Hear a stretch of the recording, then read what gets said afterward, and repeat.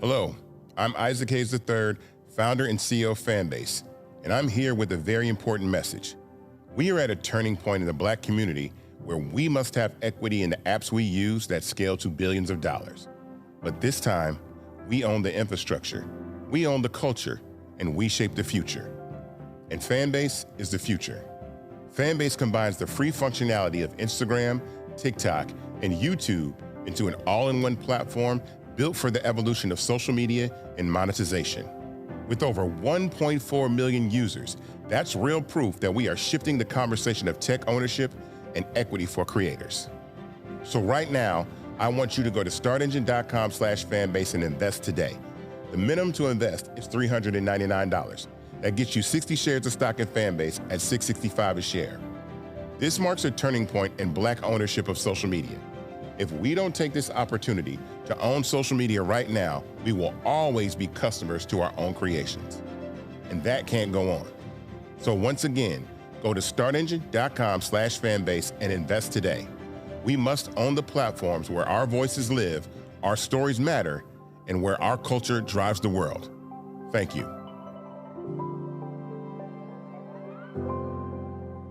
Folks, Black Star Network is here. I'm real revolutionary right now. Support this man, Black media. He makes sure that our stories are told.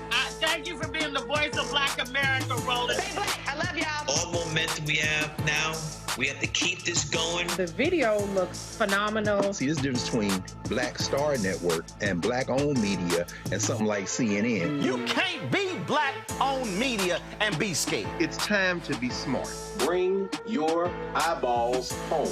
You dig?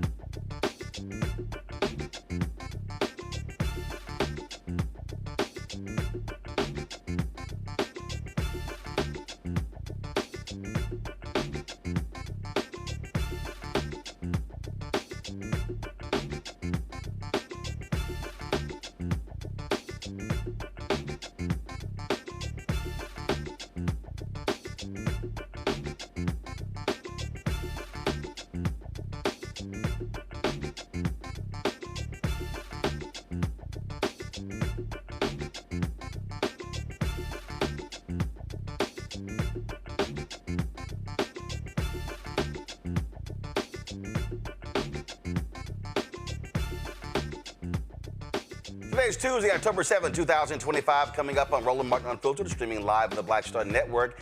Day 7 of the government shutdown. We'll hear from Senate Minority Leader Chuck Schumer about the Democrats' plan to hold the line for American health care. Also, twice impeached, criminally convicted felon-in-chief Donald Trump is saying furloughed federal workers aren't guaranteed back pay.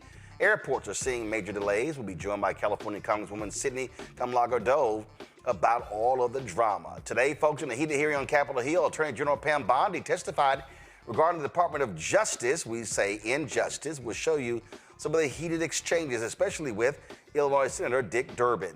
The Louisiana NAACP is calling for accountability in the Kyren Lacy case. State police have also released body camera footage that they say shows that Lacy was rightfully blamed for the fatal crash. We'll talk to another candidate who's running for mayor of New Orleans. Plus, in our Shop Black Star Network Marketplace segment, we'll feature fashionable scrubs specifically for healthcare professionals. And Dr. Steve Perry will talk about their fight to open up a new school in Connecticut. Folks, it's lots of drama there. It's time to bring the funk on Roland Martin Unfiltered on the Black Star Network. Let's go. He's got it. Whatever the best, he's on it. Whatever it is, he's got the scoop, the fact, the find. And when it breaks, he's right on time and it's rolling. Best believe he's knowing. Putting it down from sports to news to politics. With entertainment just for kicks, he's rolling. It's on go, roll, y'all. It's Roland Martin, rolling with Roland now.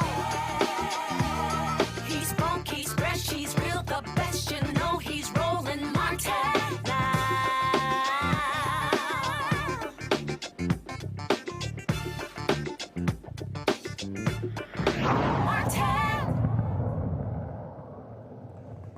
Folks, day 7 of the government shutdown. Today, House Minority Leader Hakeem Jeffries rejected a short-term extension of Obamacare, the Federal Care Act subsidies, as part of efforts to reopen the government. The shutdown is disrupting air travel nationwide. Staffing shortages have led to significant delays at airports. Now, furloughed federal employees may not get back pay when the government reopens. Joining us right now is California Congresswoman Sydney Kamlager-Dove. Glad to have you back on the show. Lots of drama at the Burbank airport. People on planes, and there were no air traffic controllers. How the hell does that happen? I don't know how that happens, but it's happening because we're at day 7 of a government shutdown, completely preventable by Donald J. Trump and his Republican cronies. I have to tell you, I have toured air traffic control towers. These folks have highly stressful jobs. They are under-resourced, understaffed. They need all of our support. So I'm not offended that they said we can't do this, but it does show you how important, how pervasive government services are, and why Republicans need to come back to the negotiating table with us, because we don't want planes dropping out of the air, do we? One of the things that, when we talk about this whole deal here, and I keep hearing this, and I asked this question to Senator Schumer as well, people are sitting here saying, hey, if Democrats, if you're going to swing, don't cave, don't buckle, and force these people to confront the issue of health care. And the polling numbers show more people are blaming the Republicans for this, and they also want those subsidies. Absolutely. So, we've been to this rodeo before, and Democrats were upset that Chuck Schumer wasn't riding with his House set. Where I come from, that's what you got to do. You got to ride with your set. So Democrats in the House said, we are not voting for a clean CR because it is not clean. It is dirty. It is doubling down on the health care cuts that we saw in the big, ugly bill. So we are voting no. Now, if you want to cancel the cuts, then, we're here for this. But they're not willing to do that. And so here we are. I have to say that Medicaid, Medicare is on the table. People are already getting letters from their insurance companies telling them that their premiums are going to double. Deductibles, co-pays are going to double. Donald Trump, because he's so nasty, has already cut WIC and SNAP food assistance for hundreds of thousands of mothers with their new hungry babies. I've got 32,000 mothers and new babies in my district that don't have WIC or SNAP because Donald Trump just decided to be extra cruel while we're in this government shutdown. And when you can have Marjorie Taylor Greene post and say, hey, Mike Johnson, let's start negotiating with Democrats because even my kids' insurance is going to double, then that's when you know that they are full of you know what. So, look, we saw last night the vote. We saw the vote in the Senate, the fifth vote there as well. And you've got Trump and you've got his people who are kind of like, you know what, who gives a damn? Let them starve. You've got Russell Vought wants to do what he wants to do. You've got crazed, deranged white supremacist Stephen Miller as well. I think the only way this works is also, I think, what Democrats have to be doing. I get politicians showing up doing media as well, but they also have to be putting a face on this. Putting out there, Dr. Bishop William Barber always talks about show impacted people. I think that's also critically important, so people understand that when we talk about, government shutdown, furloughed workers, people not working, those are individuals, those are families as well who are being impacted. Absolutely, Roland. We know that federal workers, many of them are living paycheck to paycheck, and they are showing up every day to help us. I think about Sandy. Sandy's a constituent of mine. She actually helps families manage through their Medicare. I had to call Sandy for my dad. I was so grateful that she was able to answer my call and help me navigate the Medicare system for my dad. Oh my God, if Sandy's furloughed or not able to work and help other families like mine. I think about so many students who are on GI bills who now are getting letters saying that, they're not going to get their benefits. I'm thinking about so many of the mothers that I see in the doula classes in my district, who have to deal with the potential of maternity wards closing because the hospitals don't have the money to keep the doors open. I think about the thousands of folks that I saw last week that are working at St. John's Community Healthcare Clinic. It's a clinic that services, a lot of LA County, 10 million people, Roland. And A, their jobs are in jeopardy if reimbursements stop. And B, thinking about all the folks that are not able to go to them anymore because they are looking at their healthcare cuts, at the healthcare cuts happening or healthcare costs doubling. These are families that look like yours and mine. I've been to the WIC offices. I've seen the mothers with the new babies, the young mothers with the new babies, and they're trying to get, diapers, and they're trying to get baby formula. What have they done to deserve this? What do you say to the person who says, you know what, this doesn't affect me? I'm unbothered. You should get bothered. A, if you're a Christian, you should be bothered. B, 3/4 of ACA, Obamacare, Medicaid enrollees are in red states that Trump won. So this isn't just about, hurting Democrats. It's about hurting Americans. You are impacted, even if you're not on any of these healthcare services by the government, because your premiums are still going to go up, because the insurance companies are going to have to raise your rates to cover for what they're not getting because the government has shut down and because these cuts are coming. I'm not on any of those services, but the doctors that I see get reimbursed because of the patients that are on Medicaid or Medi-Cal in California or Medicare. And I want to go to see my doctor, but if my doctor has to shut their doors because of all of this nonsense coming from, the Trump administration, then we all hurt. And let's not forget, we're also talking about jobs, hundreds of thousands of jobs that are in peril. And then we could go on about how Donald Trump is continuing to attack Black people. That's a whole other conversation. But everyone's impacted by this. On top of the tariffs, the cost of living going up, and your insurance costs doubling.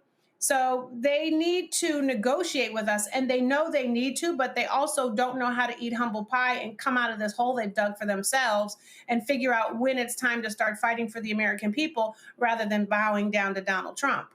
I do want to ask you about farmers.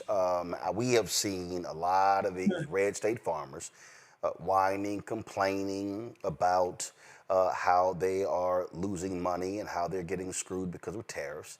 And it's hard to say, but I literally said, the hell with them. I'm sorry. If you are in Nebraska, Iowa, Wisconsin, Pennsylvania, Michigan, if you are in Ohio, all those states, Arkansas, South Carolina, North Carolina, Tennessee, Georgia, Florida, Mississippi, Alabama, Texas, they all voted for Trump. So when they voted for this. And so what's crazy to me is they want Democrats. Oh, they want Democrats to bail them out. They want Democrats to stand with them. And I'm going to be honest, y'all not going to get rewarded. These folks aren't going to remember that. I remember the first stimulus bill of Obama. He saved the asses of Elkhart, Indiana. Numerous those towns in Indiana were for stimulus. Did they support him? Nope. Nope. They did not. And so to me, hey, this is where hashtag we tried to tell you. Y'all go talk to them because that's your savior. That's your cult leader. Yeah. He screwed you. Not only this time, but he did to you last time. Did y'all forget? Yeah, this is the find out phase. I'll tell you, Roland, I had a strange experience. I had someone from Mississippi come to my office, and a businessman has an investment, has a plant in Brazil. You know, Brazil's being hit hard with these tariffs because Donald Trump is riding with Bolsonaro, you know, rather than the entire country of Brazil. Makes absolutely no sense. And the man from Mississippi said, well, can you help? Because I know you're on foreign affairs and these tariffs are terrible. And I said, you know, I think you voted for him. So I don't understand why now you're complaining. And if these are going to hurt you so much, these tariffs, I don't know why you're not talking to your representatives from Mississippi. What do they have to say? And he said, well, the Republicans, you know, it was crickets. They didn't have anything to say to him. So he was coming to a Democrat. And, you know, we had a real honest conversation about that. And the farmers, Roland, you know, now Donald Trump is saying, oh, we're going to give some money back to the farmers, but you wouldn't have to do that if you were not if you hadn't put these tariffs out there, which are actually only impacting and hurting American consumers and producers. So in fact, Donald Trump is saying, I'm just going to give your money back to you rather than giving you any additional help, A. And then B, real talk. Is this money actually going to go to local, real farmers, people that we're thinking about, like the guy in the overalls milking the cows? Or is it going to go to these big agro businesses? And if that money is not going to help the small people that we're talking about. So they need to have real conversations about what's really going on and how this money is continuing to be stolen from the coffers of the taxpayers, you know, our coffers, and really sort of shuttled into the bank accounts of the super, super, super rich at the expense of everyone else. And everyone else has to ask themselves, why do they continue to want Democrats to bail them out when they keep voting against their own self-interests? Yep, I'm with them. Go talk to your people. Go talk to Cindy Hyde-Smith. Go talk to Marsha. Go talk to your people. Go talk to them and see what they can do, because that's who you keep voting for. That's what I told him. He was so sad. He looked at me. He was so sad. And that's what I just keep thinking but about. It's the truth. Right. And I just think, it's like, I'm sorry. You're not going to sit here and vote against your interest, but then you want Democrats to bail your ass out, and you want to keep rewarding them. And then I love this here. Right. Oh, well, we didn't vote for this. Yeah, actually, it came with it. It came with it. Yeah, it all came together in one package. It's not like, oh, no, I voted for this, not that. Yes, you voted for all of it. You voted for all of 2025, and it was in there, and everyone kept telling you about it, okay? And they do have a section in there about what they're going to do to farmers, about how they're going to erode the USDA, about how they're not going to give subsidies, about how they want to shut down the small farmers and make everything, you know, go to the super big agro businesses. They talked about all that. They want your food to be more expensive. They want it to be less fresh, and they're not looking out for you. So at the end of the day, folks decided to vote for Donald Trump because they were afraid of voting for a Black woman. And now here we are in the find out phase, and everything that she predicted would come true is happening in real time. And folks are running to Democrats saying, will you save us? Now, obviously, we're fighting the good fight for the American people, but we have to shade you to help you see the error of your ways and to let you know that no one can stomach this long term. This chaos to the Constitution, to our democracy, to our rights, it's unsustainable, and it's also unnecessary. This man has never said he loves this country.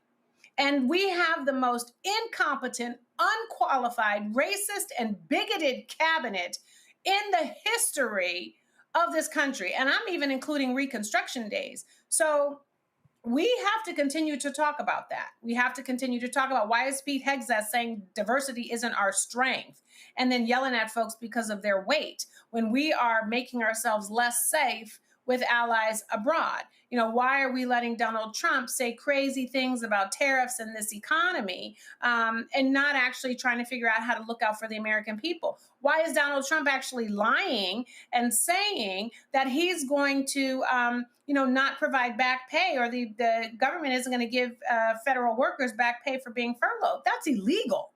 So we have to push back on him, and corporate media has to be part of this pushback too. Well, we know they've sold out for Donald Trump. So I mean that ain't happening. That ain't gonna happen. They've totally shade him. I will be at. I believe in shade. They call me King Petty for a reason. So I'm absolutely about throwing shade towards them. All right, Congresswoman, I appreciate it. Thanks a lot. Always good to see you, Roland. Appreciate it. Thank you very much. All right, folks. Minority Leader Chuck Schumer got a chance to talk to him. Last time he was on the show was 5 years ago. We caught up talking about this government shutdown and the expectations people have for Democrats. Here's our conversation. Senator Schumer, glad to have you here. It's been a while since we had you, but glad to see you. First off, and I've been around the country a lot the last couple of weeks. And what people have been asking me, they said very simple: are the Democrats going to cave? How strong are y'all going to stay into the shutdown? Well, look, they've tried 5 times to force us to vote on their partisan bill that doesn't do a thing to help people's health care, and we have stayed strong. And the reason's very simple, Roland. This bill, the Republicans have done such damage to the health care in America for people in so many ways, by $1 trillion of cuts in Medicaid, the most we've ever seen, by refusing to extend the ACA tax credits next year, which will cause the average American's premium to rise $900 a month. How does the average working family pay $900 a month? And by the way, if you're older, you pay even more. A couple making $80,000 and who is 55 years old couple will pay $25,000. So the American people understand, we've been working for 3 months talking about this, that we have an obligation to make their health care better. Rural hospitals are closing, families are struggling, nursing homes are telling their patients that they have to leave because there's no money, there's no Medicaid money, and vital research that helps us cure cancer and deals with issues like Alzheimer's and diabetes, gone. And so this is very, very bad for America. And Democrats are fighting strong, fighting hard, fighting united. We have our senators every day. This week, we were on, I think we had 85 different appearances on various media shows. We're letting America know how bad this is, and we're letting them know that the Republicans want to take away their health care so they can give tax breaks to the billionaires. And that message is resonating, so our caucus is strong. Absolutely. And look, one of the other issues that we're seeing these farmers out here talk about how they're being impacted by these tariffs as well. You know, and listen, it's a whole bunch of these folks complaining in red states. They voted for Trump, and they say, we didn't vote for this. And I'm like, so this is all a part of the same thing. His policies are negatively impacting the American people. And, you know, these farmers, they want Democrats to helpfully bail them out. And I'm sitting there going, go talk to the people you voted for. You got it. You know, he said the number one thing facing America is just higher costs for groceries, higher costs for electricity, higher costs for healthcare, higher costs for cars, for buying a furniture or formula for the babies. And that's the number one issue. On day one, Trump said, I'll get your costs down. Well, they've gone up and up and up because of healthcare, because of tariffs, because of what he's done with electric rates, because he's done so many bad things. And you're right. The people who voted for Trump are now realizing how bad he is on extending these ACA tax credits, you know, which would raise people's rates, $900, $1,000. 55% of the people who voted for Trump, Roland, want us to extend those credits because they want them. They need them. They can't live without them. And you know, this is not just money, it's life and death. It's estimated that if his health care cuts go through, 51,000 people will die this year, at least. That's a horrible thing. Yeah, I mean, I had someone who's a panelist on our show whose sister or whose cousin died and really died from poverty, lack of health care. Also, when it came to, you know, not being able to have proper nutrition. And this is where, I've been very aggressive in challenging these so-called conservative evangelicals claiming they love Jesus. But it's amazing how they vote against the policies that Jesus would have supported. You betcha. And the bottom line here is that we are fighting this fight tooth and nail. And we're doing a lot better than people think. You know, everyone thought, oh boy, Trump will win. He'll blame the Democrats for the shutdown. Well, first, they're causing the shutdown by not even negotiating with us. The bill that Johnson sent over, he sent over a bill that had no Democratic input. And he said, take it or leave it. And can you believe this? We're in a government shutdown. He sent the House members home. So the House members are getting paid and not working, but our federal workers are working and getting not paid. It's the exact contradiction. And so the American people know that it's the Republicans causing this shutdown. The Trump voters know that it's the Republicans causing this shutdown. And it's not over just a political fight. As I said, it's life and death. It's people's health care. You know, a mom whose daughter has cancer and is now she's getting treatment and they cut that off because it's from Medicaid. What is that mom going to do? Got to ask you this here. I've been, granted, you got some 2025 races coming up, but a lot of people are already talking about 2026 Senate races. And we saw in North Carolina more than 600,000 black voters who did not vote in 2024, more than 1 million in Georgia. Texas, largest group of black voters in the country, and you got a Senate race there as well. And I got to tell you straight, one of the great issues concerns that I have, and I'm being very frank, are too many, frankly, white Democratic strategists who are playing black people small. And when I looked at the Mandela Barnes race, when I looked at the race in North Carolina as well, too often what I'm hearing is that, and the same thing happened with in the Texas race, you had a candidate who was sitting here, a congressman, Colin Allred, they were not targeting African Americans at all. This is a huge issue that it needs to be addressed, the investment and the time and attention spent on black voters. And I don't think you're gonna have a shot at winning seats in 2026 where you have a lot of black voters if these same strategists keep playing the same game. Are you and others talking to them say they've got to change how they are targeting key Democratic voters? Especially black men. We have Cory Booker as head of our SCC, and he is focused on bringing in not black voters only, but black consultants, black influencers, and people who reach out to the community. All too often, Democrats miss that. We have Raphael Warnock, who's active in our DSCC, Democratic Senate Campaign Committee, doing the same.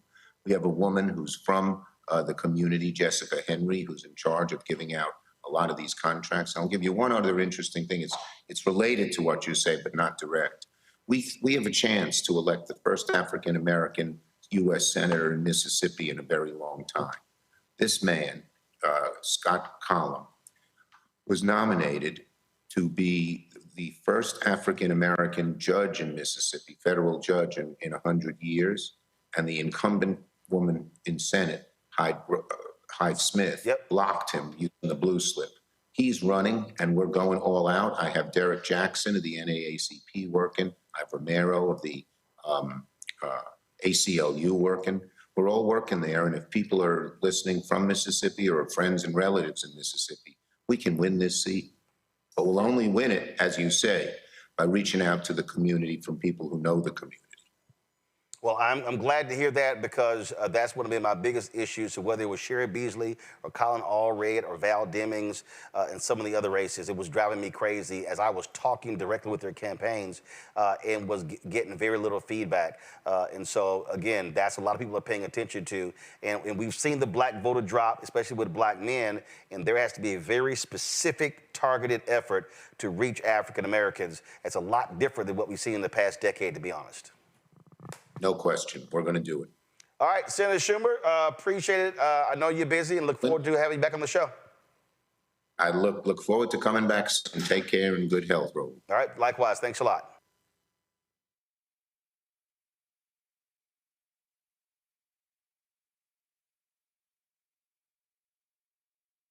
All right, folks, we're going to go to a break. We come back. We're going to chat with my panel about that conversation. You're watching Roland Martin Unfiltered on the Black Star Network.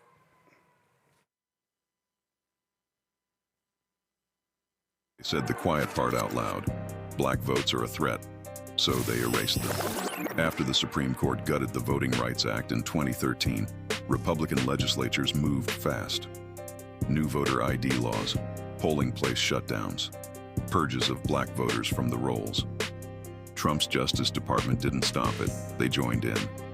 In 2018, his DOJ backed Ohio's voter purge system, a scheme that disproportionately erased black voters. Their goal, erase black votes and political power. Yeah, that happened. These are the kinds of stories that we cover every day on Roland Martin Unfiltered. Subscribe on YouTube and download the Black Star Network app. Support fact-based independent journalism that centers African Americans and the issues that matter to our community.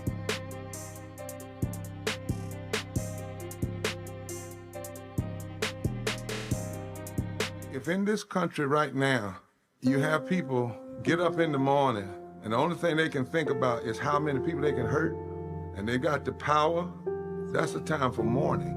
For better or worse, what makes America special, it's that legal system that's supposed to protect minorities from the tyranny of the majority. We are at a point of a moral emergency. We must raise a voice of outrage. We must raise a voice of compassion.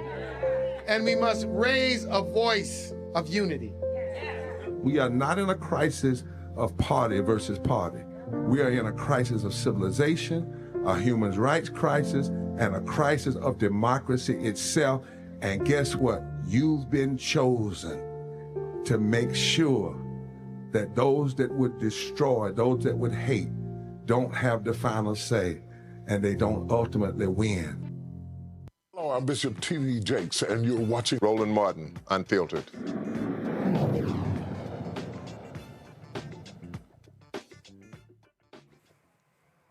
All right, folks, let's bring in my panel. Dr. Mustafa Santiago Ali, former senior advisor for environmental justice, the EPA out of D.C. Randy Bryant, entrepreneur, author, speaker, creator of The Truthing Game, also out of D.C. Joe Richardson, civil rights attorney out of Los Angeles. Glad to have all three of you on the show. Mustafa, I'll start with you. You heard what Senator Schumer there had to say, and also Representative Dove there. Look, Democrats got no choice but to fight, and they cannot afford to buckle at all. No, they can't give 1 inch because we understand that the Republican Party never does. They actually continue to take and take and take. So they've got to stand up. They've got to make sure that they hold in this moment because people are actually counting on them. Because since they are not in control of either of the three branches of government, this is their moment. This is their moment to actually show folks that they are serious and that the vote that they are trying to garner from them actually will be well protected. So in this moment, we will see if Democrats actually make sure that they have a spine, if they make sure that they stand up for working class folks across our country and our most vulnerable communities. And the truth will be in the pudding, as they say. What has to happen here, Randy, they have to stay on the offensive every single day. He talked about, different media hits. Listen, it has to be around the clock, beginning at 5 a.m., going until midnight. They got to be hitting on all, just pounding away at Republicans. They do. To be honest, I haven't heard enough from Democrats right now. I would like to see more of them in the news. I feel as if the Republicans have become so professional at lying that the rhetoric that the Democrats are responsible for the shutdown is taking hold. And so I really do. I'm like you. I want to see them around the clock talking. And something you mentioned earlier, let American people talk. Show how this shutdown is affecting everyone. I've seen a lot of news about what's happening with the airlines, but people are also already being affected just on their day-to-day lives. So I think we need to highlight that and make it where there's relatable stories. Show the humanity of what's happening behind these votes. And they have to stay strong with this vote. I've never seen a bully conquered by giving up or giving in.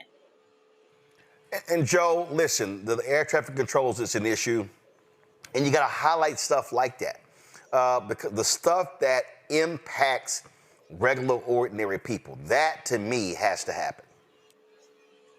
Right, for sure. Let people understand that at Burbank Airport yesterday, there were no air traffic controllers at some point. And so that's a very practical way that this shutdown is going to affect people. Let these healthcare premiums hit. This is right about the time where where folks are getting notice of what their new premiums are going to be. And they're double to triple in some cases, in more cases than there ought to be. Let that hit. Let that sink in.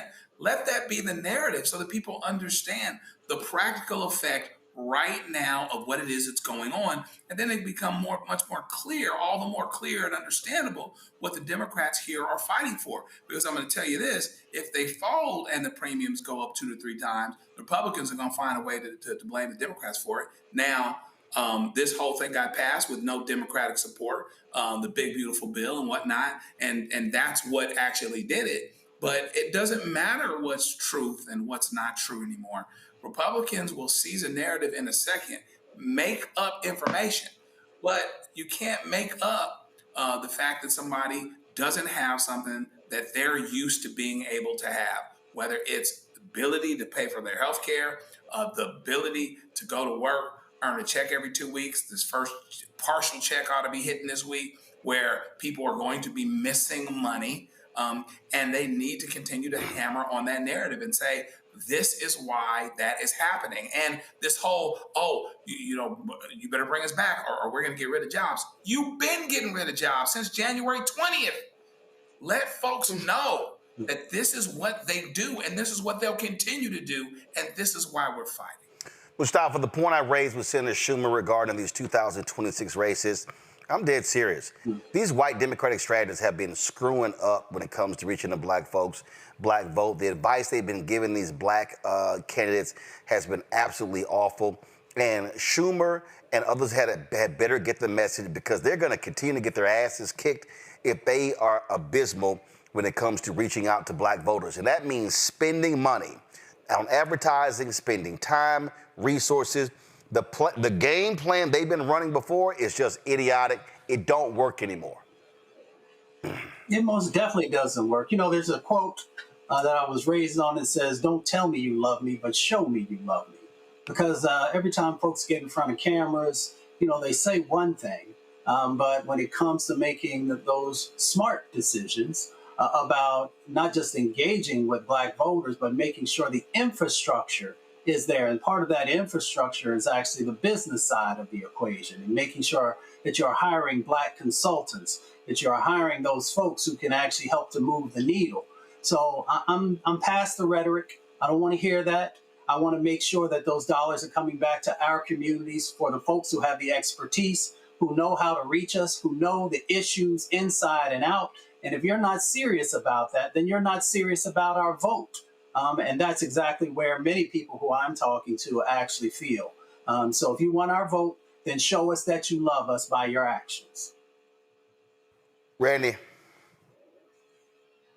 It just seems to me that, I was a DEI person. And so, of course, I have to go back to this. I don't understand why they think people who have never really engaged with the black community probably have not even had a black friend, because 3 out of 4 white people do not have a black friend. That's been, proven, that how those people would map out a plan to reach black people. I don't understand why they would think that those people would know what our concerns are. And so it's insane to me that it wouldn't be illogical to them that they would have to have diversity. They would have to have black people on staff to, talk about how they're going to reach black people. people. It just seems common sense. There is no way that we can stick with the old pattern of hiring these all-white consulting firms to reach out to a very diverse country. And they need to wake up to what this country is now and what the people need. And Joe, I'm going to keep lighting their ass up about it.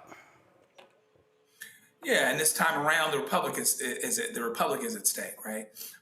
It's been at stake and being chipped away at for quite some time. And we all need to collectively and individually hammer them and say, what are you doing? I'm from LA, but today I'm gonna be from Missouri, so you got to show me. What are you actually doing? How are you addressing this? Let me holler at all of you moderate Democrats that decide to jump on the anti-woke train. Let me holler at all y'all, okay? And let me know, so what are you doing and why am I voting for you and why am I not supporting you getting primary? You need to show it to us, because the fact of the matter is the black vote is the reason why Democrats have won office when they have, particularly on the presidential side, et cetera, in the last 40, 50 years. So you better show me something, because otherwise you're going to have a serious problem. All right, folks, going to a break. When we come back, we'll talk with Steve Perry about his battle to open a new school in Connecticut. They are going tooth and nail with politicians there. Folks, you're watching Roland Martin Unfiltered on the Black Star Network. Support the work that we do. Join our Bring the Funk fan club. Your dollars are critically important to our work. If you want to contribute via Cash App, use the Stripe QR code. You see it right here, bottom left-hand corner. PayPal is R Martin Unfiltered. Venmo is RM Unfiltered. Zelle, Roland at RolandSMartin.com. Roland at RolandMartinUnfiltered.com. Check your money order. Make it payable to Roland Martin Unfiltered. P.O. Box 57196, Washington, D.C. 2003 7-0196. Back in a moment. Next on the Black Table with me, Craig Carr.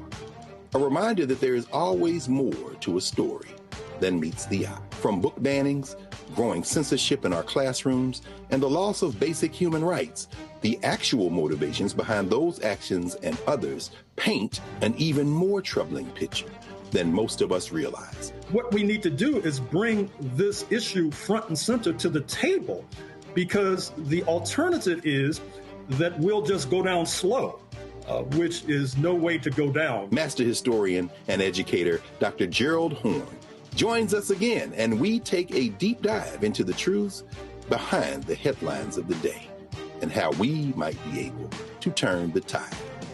That's on the next Black Table here on the Black Star Network. Hello, I'm Isaac Hayes III, founder and CEO of Fanbase, and I'm here with a very important message. We are at a turning point in the Black community where we must have equity in the apps we use that scale to billions of dollars. But this time, we own the infrastructure, we own the culture, and we shape the future. And Fanbase is the future. Fanbase combines the free functionality of Instagram, TikTok, and YouTube into an all-in-one platform built for the evolution of social media and monetization.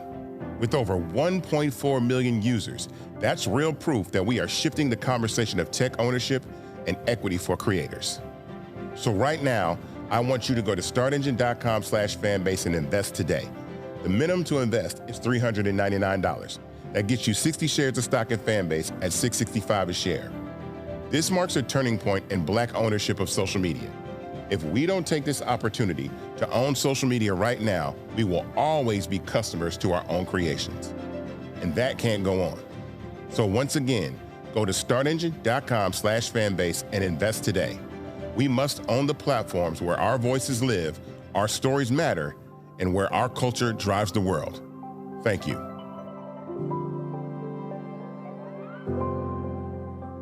Hi, I'm Lavelle Crawford. I ain't wearing a bow tie today because I wanted to breathe. And you're watching Roland Martin Unfiltered.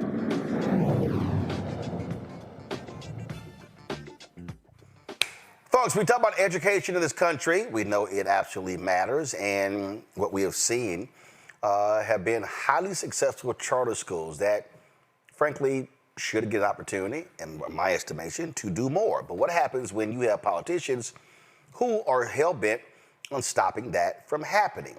That's what Dr. Steve Perry is dealing with his charter school network. He is battling in the state of Connecticut. He joins us right now. Steve, glad to have you back on the show. Explain to people what the heck is going on there with you trying to educate more of our children. Thank you so much, Roland. I deeply appreciate this opportunity. You got me at a truck stop. I'm coming back from my schools in Harlem and the Bronx, going back to Connecticut. But the state is breaking the law. Literally, the State Department of Education, through the commissioner, is breaking the law. The law clearly states that the General Assembly provides money to the State Board of Education, and the State Board of Education is supposed to disperse those funds, as you've seen in any other request for proposals. The State Board of Education put out a request for proposals in 2022. They said they want to see who could operate more charter schools in the state of Connecticut. We put in a request for proposal. We answered the request for proposal. We were chosen as the number one school. But through some backdoor dealings and skullduggery, they thought that they were taking capital prep out of the budget. But in fact, it wasn't the General Assembly's right to do so. The only people who could take us away in this situation was the actual Board of Education. And right now, through some very disappointing behavior by the state's commissioner, that's Charlene Russell Tucker, and quite frankly, their attorney, a man by the name of Mike McKeon, they've decided to take away the opportunity that we've earned. So we're the number one applicant. And Roland, check this out. Our school is 100% Black and Latin in Bridgeport, 100%. We had the number one high school in the state of Connecticut for preparing children for four-year colleges. So we had the number one application, and we have the number one performing high school by way of preparing children for college. So we got justification on top of justification. They've broken the law, and they know they've broken the law. And I have the receipts to show that they have. So tomorrow there is a public hearing in Connecticut again, where they're going to announce that they didn't break the law. So here's something really interesting, Roland. The State Department of Education's attorney, his name is Mike McKeon, wrote a letter in part with the governor's office. They didn't mention that it was he who had written the letter. He used that as the foundation for his judgment to say that he, in his role now as the state education's department's attorney, has decided that he didn't break the law. So he said that he didn't break the law. And we're asking the State Board of Education to say, enough is enough. This school deserves to open. The school would serve all children. But the problem in Connecticut, like so many other states, is there's such a disparity between the performance of Black children and white children. In this particular town, which is a town called Middletown, Connecticut, my actual hometown, Roland. So the percentage of Black children are reading below grade level twice as that of white kids. I'm sorry, go ahead. So I'm confused here. You're number one. So this isn't like the number 4 or 5 ranked saying, hey, this is unfair. You're number one. Yeah. What the hell is the rationale? And this is what I have always said. And I've been very clear. And when I launched school choice is the Black choice, I said point blank that if there are traditional public schools that are killing it, study, replicate it. If there are charter schools killing it, they should have an opportunity to expand. If there are traditional schools that suck, gotta go. And if there are charter schools that suck, they gotta go. So what I don't understand is, and go to my iPad, Charlene Russell Tucker, the education commissioner, that's a Black woman. So this Black woman is fighting a charter school that is successfully educating Black and Latino kids.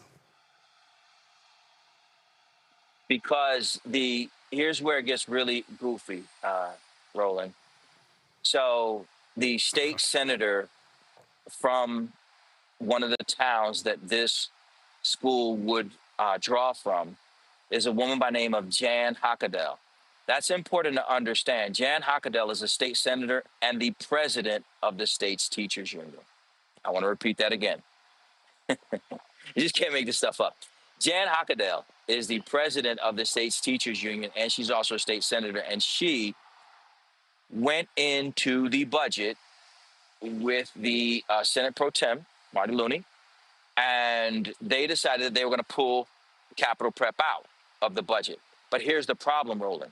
They don't have the authority to do so. The law says that the General Assembly gives the money to the State Board of Education, who then offers grants. And those, if there's two or more schools, one or more schools approved in the same year, but they're awaiting funding and there's not enough money, then the State Board of Education is supposed to select which school is funded first. We're the number one applicant. We're number one. And we're number one in terms of our other school in terms of overall performance and preparation for college. In fact, Roland, our school in Bridgeport, Capital Prep Harbor, 100% of our children have been accepted to four-year colleges, not just for the past 10 years from that school, but that school already had 100% acceptance at the end of August.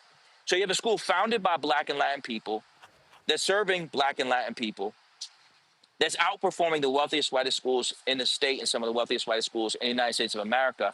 And Charlene Russell Tucker, a woman who's never worked in a K-12 school, never. She is not a certified teacher. She's not a certified administrator. She has no certifications ever, nothing. So she has allowed herself to be put out there as a puppet of the teachers union. Now, here's the second part is the vice chair of the State Board of Education, a woman by the name of Erin Bynum. She's also a local president of the teachers union. So you have a state senator, president of the teachers union. You have the board co-chair, who's the president of a local teachers union, combining to create a logjam. And here's where the problem lies, Roland. They're actually breaking the law. It's not even whether you like me or don't like me, or you like our schools or you don't like our schools, you like charter schools, you don't like charter schools. The law clearly states that the state General Assembly gives money to the State Board of Education to disperse for grants for charter schools. Now, Roland, you've seen requests for proposals or RFPs all over the country, right? They're scored, right? That's what they do, right? A department puts out an RFP. Either the highest score or the lowest bidder is awarded the contract. It's just simple. That's what should happen here, but it's not what is happening. And for them, the most important thing to happen is for them to keep this under wraps so people don't see. The last thing that Russell Tucker wants, and right now, even the governor, I'm fighting the governor. So there's a Democratic governor, a Black woman who's the state commissioner, and I'm fighting them. So you mentioned in our community. So you mentioned Charlene Russell Tucker. Who was the person you said was the vice? Who was the number two? Hold on. So the vice chair is a woman by the name of Erin Bynum. Erin Bynum was, watch this, Roland. Erin Bynum was the teachers union president in Meriden, Connecticut. Erin Bynum. So go to my iPad. This right here is Erin Bynum. Y'all, this is who she is. This is her right here. And the state rep you're talking about, this is her right here, Jan Hockedel, the deputy majority leader. Both teachers unions presidents, both from Meriden. You know who else is from Meriden? The former Secretary of Education. And so these people together are working, not the former secretary, but I'm saying that they're all from the same town. They're being allowed to stop a school, but more important than stopping a school, they're breaking the law. It's just that simple. So we sat down, Roland, I'm gonna tell you the whole truth. So back in last fall, we found out that they were breaking the law. So I called the commissioner. I called her. And Roland, she has said to me, you've done these things too with people. People say, hey, Roland, you ever got a problem with me? You just call me. Just call me. Don't go around me. So I called her. I said, hey, Commissioner Russell Tucker, I just want to point something out to you. I think y'all broke the law. And she said, well, what are you talking about? I said, it says here that the State Board of Education is supposed to select which school is funded first, not the General Assembly. You're the State Board of Education. So you're supposed to choose not the General Assembly. She said, we've never done it that way before. I said, sis, look, I don't think you should say that too many more times because you really are breaking the law, and I don't want that to happen for you. So she says, well, you know, no one's ever said this to me. No one's ever shown me. We've just never done it this way. I said, sis, listen, here's what I'm saying to you. Please, we have a really elegant solution. The money's in the budget. It's really easy to solve this problem. Just put us on the board agenda, follow the law, and approve the school. Because the school's already been selected as the #1 applicant. So you already did that. You picked us #1. You sent us over to the General Assembly as #1. They did some backdoor stuff, said that they're not going to fund us, but they put money in there for a charter school, which has to go to the #1 school. Regardless of what they say, it has to go to the #1 school. She said, you know what? I got you. Let's see what we can do. I'll work with you. I got the text messages to prove it. Like you do, I keep the text messages, right? And so when we start talking again, she got a whole new attitude. What we found, we did a FOIA. She had been talking to those two, Jan Hockedell, the state senator and union president. Like we have the FOIA, she was communicating with them. Yep, that one right there. And we know that she was communicating with another person. This is a union shill. His name is Matt Lesser. And the two of them got A ratings by the teachers union. And the last thing that they want is my black behind to open another school in this state. They don't care that we're educating children. They don't care that we're taking children who are 2, 3, 4, 5 grade levels behind and putting them in college by the time they're seniors. They don't care about that. What they care about is they want to stop, me in particular, but us in general. Even if it means they're going to stop creating opportunities for children. Let me tell you something, Roland, that Aaron Bynum, the vice chair, said. So we were in a meeting recently, we were in a hearing recently, and she said to me, what happens if the kids don't want to go to college? I said, okay, you hold on one second. You said, hold on, Steve. You said they were talking with Matt Lesser, another state senator? Yeah, Matt. Yeah. Matt okay, Lesser. All right, go to my iPad. All right. Matt Lesser, I'm going to tell you a story about Matt Lesser. But she said, well, what if they don't want to go to college? I said, the name of the school is Capital Preparatory School, like we're a prep school. If we were a VOTEC school, then you would ask that question. I said, but what you don't ask is these wealthy white schools whether or not the kids don't want to go to college. This is the mindset, brother. They don't care about our children. This is straight garden variety, embarrassing, grotesque politics. Matt Lesser, who you see right there, started to claim that he was Latin in order to get into the Black and Puerto Rican caucus. You can't make this stuff up. You just can't make it up. Straight culture vulture. So, yeah, really. Questions from the panel. Joe, I'll start with you. Well, brother, I appreciate what you're doing. You've been doing it a long time. But talk about, if you can, if this is something that you often see. The folks that are supposed to be, when it comes to this, it seems to me it's important to make the point that this is not necessarily just a Democrat-Republican thing.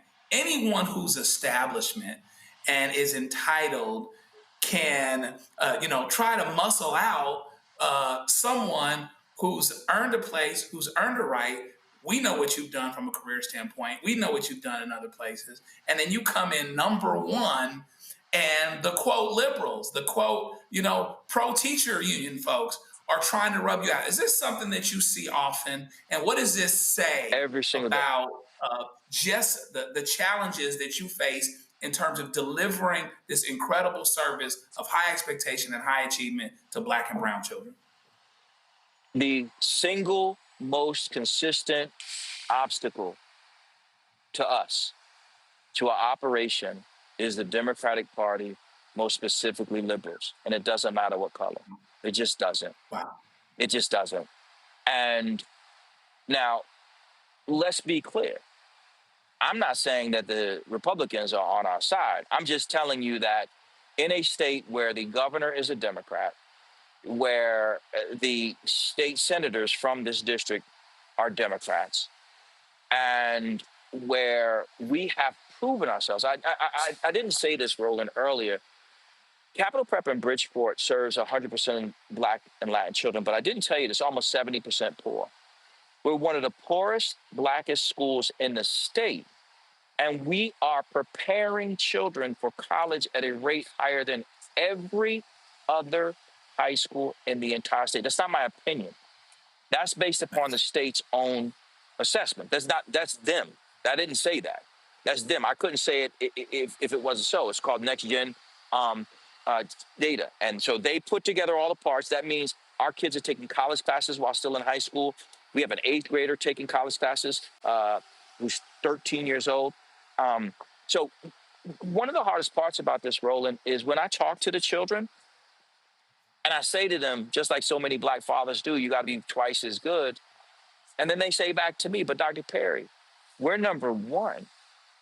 What happens even when you're number one and people are supposed to be on your side don't share the support? Because that's really what's happening here. It's so important that we understand I'm not coming with hat in hand saying, please, will you give us a shot? We've been sending kids to college at a rate of 100% for 20 years. People act like that's a thing, like that ain't no thing. 100% of our Latin children graduated from high school last year. 97% of our black children graduated in 4 years last year. This is from our school in Bridgeport. And 100% of our special needs children graduated. And all of those were accepted to 4-year colleges, every single one. So if all the black children, all the Latin children, and all the special needs kids had gone to one of our schools, all of them would have graduated last year. Explain to me how anybody could call themselves an educator or even somebody who cares about black and Latin children and stand in the way of anyone who's doing that, anyone at all. Show me an example. Like, how can you dare say that you care about our children, yet you're standing in the way of a proven commodity? Proven. We're not some project that you need to take a look at. We're in the game. And for the record, there's no long line of people who want to do this work. There's no long line. There's a teacher shortage, so you know damn well there's a founder's shortage. Steve, before I go to Randy with a question, you said that you also are fighting the governor. Go to my iPad, Anthony. Governor Ned Lamont. Explain that. Governor Ned Lamont has, for reasons that are beyond my comprehension, allowed himself to be put in the middle of something he really ain't got no problem, no business doing. He's going to struggle right now to win his re-election campaign. He is not someone who has deep connections to the black community, not at all.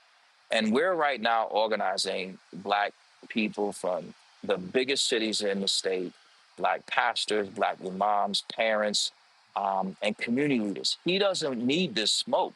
He really doesn't. He's going to face, even in his party, a very likely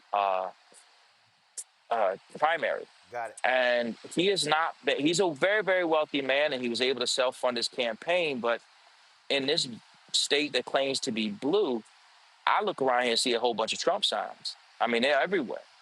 So why would he jump in the middle? So what he's allowed himself to do is to weigh in on something that he didn't need to weigh in on. He said basically, you're going to laugh at this one. While the law says what it says, what they're attempting to do is to quote a former state legislator who had an opinion that never made its way to the law, like just floor debate. So they're saying that the floor debate means more than the actual voted upon law. All right, so here's the deal. I'm running out of time. I got the candidate for New Orleans mayor coming up next, Randy Mustafa. Quick question, quick answer. Randy, go. Dr. Perry, just thank you for all that you do to help our kids. Quick question, quick question. I need a quick question. My guest is waiting. What's one thing that people can do to support you? And reach out to the governor, sis. Thank you so much. Reach out to the governor and tell him, let our people go. We're just trying to open a school. They open more weed spots than they do schools. We just want a school. They can keep opening their weed spots. Mustafa. Thank you. Dr. Perry, what's your formula for success? Love. We love our kids as our own. They mean everything to us. And the people who don't love our children don't get to work with them for very long. But we love our kids. It really is that simple. We genuinely, from our soul, love our kids. So, folks, these are the folks who Steve named. Go to my iPad. Governor Ned Lamont, the Connecticut governor. Come on, Governor Ned Lamont. Also, State Senator Matt Lesser.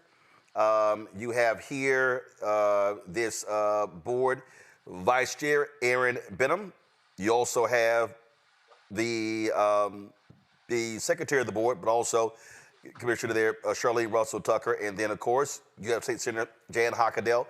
We're going to be putting calls into all of them, inviting them to come on the show to explain all of this. Steve Perry, I appreciate it, man. Thanks a bunch. What time is this forum tomorrow? So we're going to be there at 4:30 in North Haven, Connecticut. So the forum starts at 4:30? Yeah. It does, sir. All right, so let us know if it will state they're going to be live streaming that so we can grab that stream. Thank you. All right, appreciate it. Thanks so much. Folks, got to go to a break. We come back. We'll chat with another one of the candidates running for mayor of New Orleans. Election ends Saturday. That's next. Roland Martin Unfiltered on the Black Star Network. On the next Get Wealthy with me, Deborah Owens, America's Wealth Coach, we talk about the principles of mindset, strategy, and execution. This week, we're adding a fourth, faith. You're going to hear from a mother and daughter duo who are helping thousands of Black women build wealth, all through their faith. You are more than you can ever imagine. Not just obtaining things to show that, but seeing yourself. Making your faith work for you. That's right here on Get Wealthy, only on Black Star Network.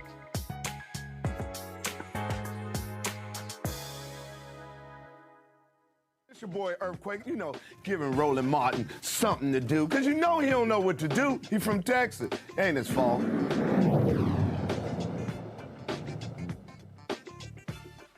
Folks, Saturday is the mayoral election in New Orleans, and there are a number of candidates who are running.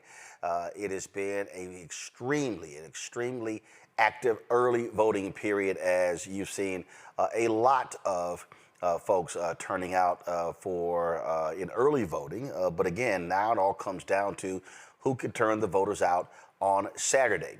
Yesterday, we featured City Council member Oliver Thomas. He is one of the top three candidates who's running. City Council Vice President Helena Marino also there, but Louisiana State Senator Royce Duplessis is also in the top three. He joins us right now. I'm glad to have you on the show.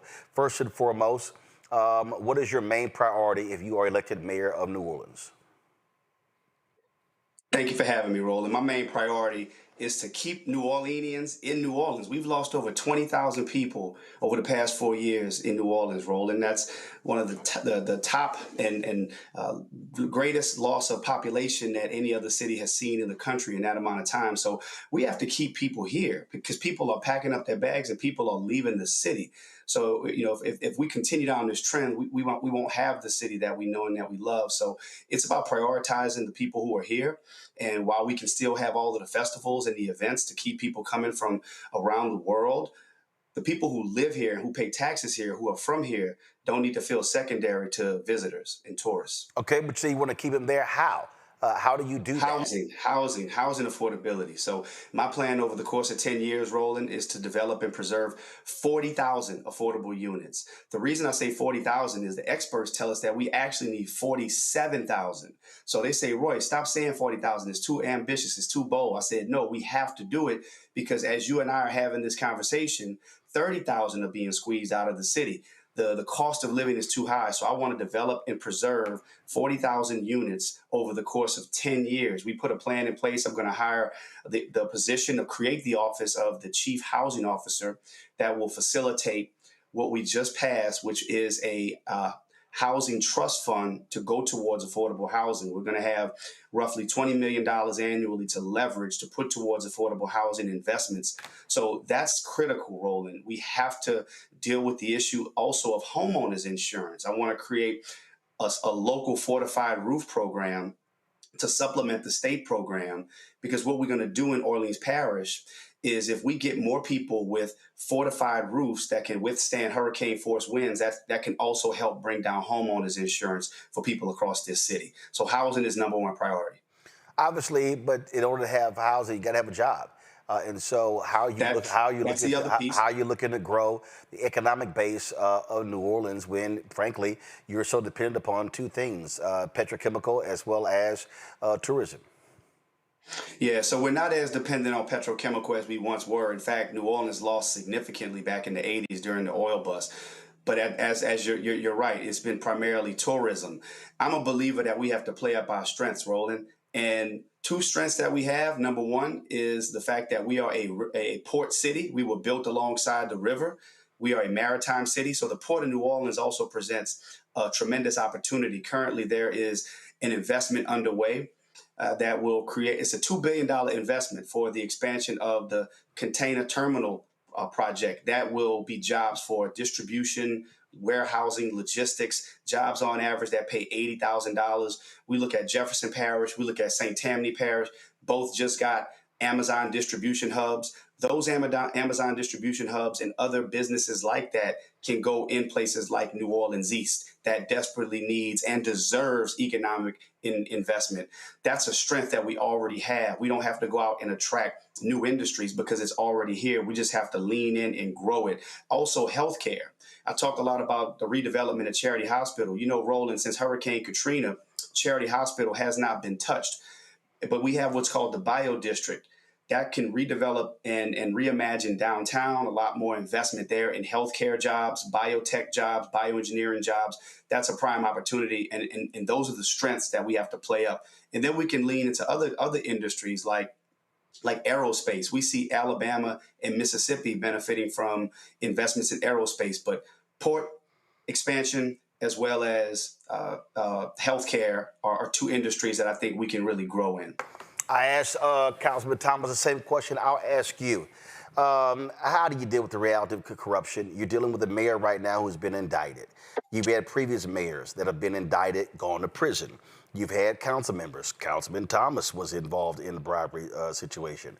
What do you say to the public when it comes to the need to trust that people who are elected are not going to sell them out for personal interest?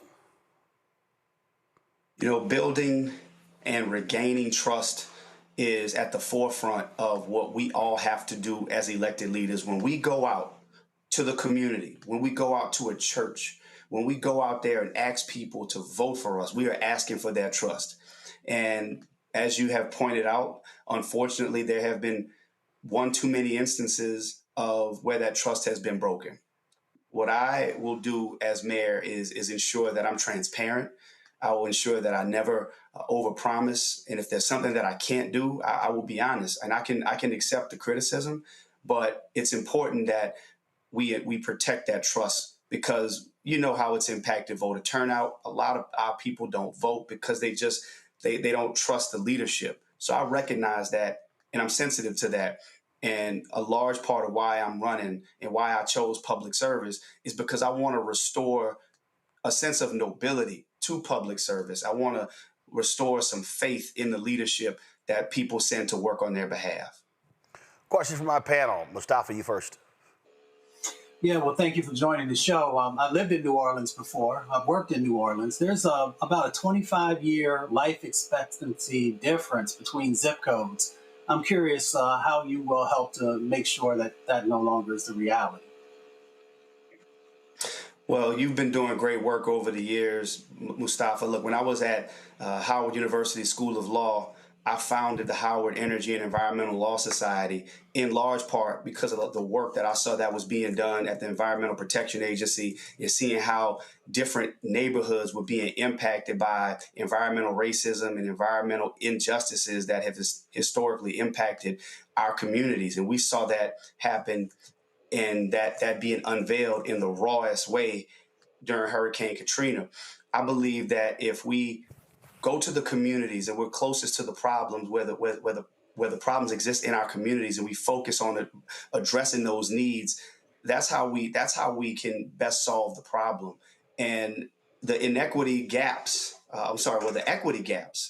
that exist in New Orleans only have grown over the past several years. So I believe it's important to be proximate to the problems. When you talk about life expectancy, we have children in our community that are dealing with intergenerational trauma. We still have food deserts throughout our community. We still have one of the worst maternal mortality rates in the country throughout the state of Louisiana, but that's also pronounced in places like New Orleans. But I will prioritize the city's Department of Health and ensuring that we are always equity focused and equity driven. employing best practices so that our people who are suffering the most get the most attention. Randy. We've seen that the numbers are higher than normal when it comes to early voter turnout this year, which is great. What are you going to do in the next week to ensure that people show up at the polls on Election Day? Because the two aren't always correlated. Yeah, they're not always correlated, but I think it's a great indication that people are ready for change, that people want new leadership, people want a different style of leadership.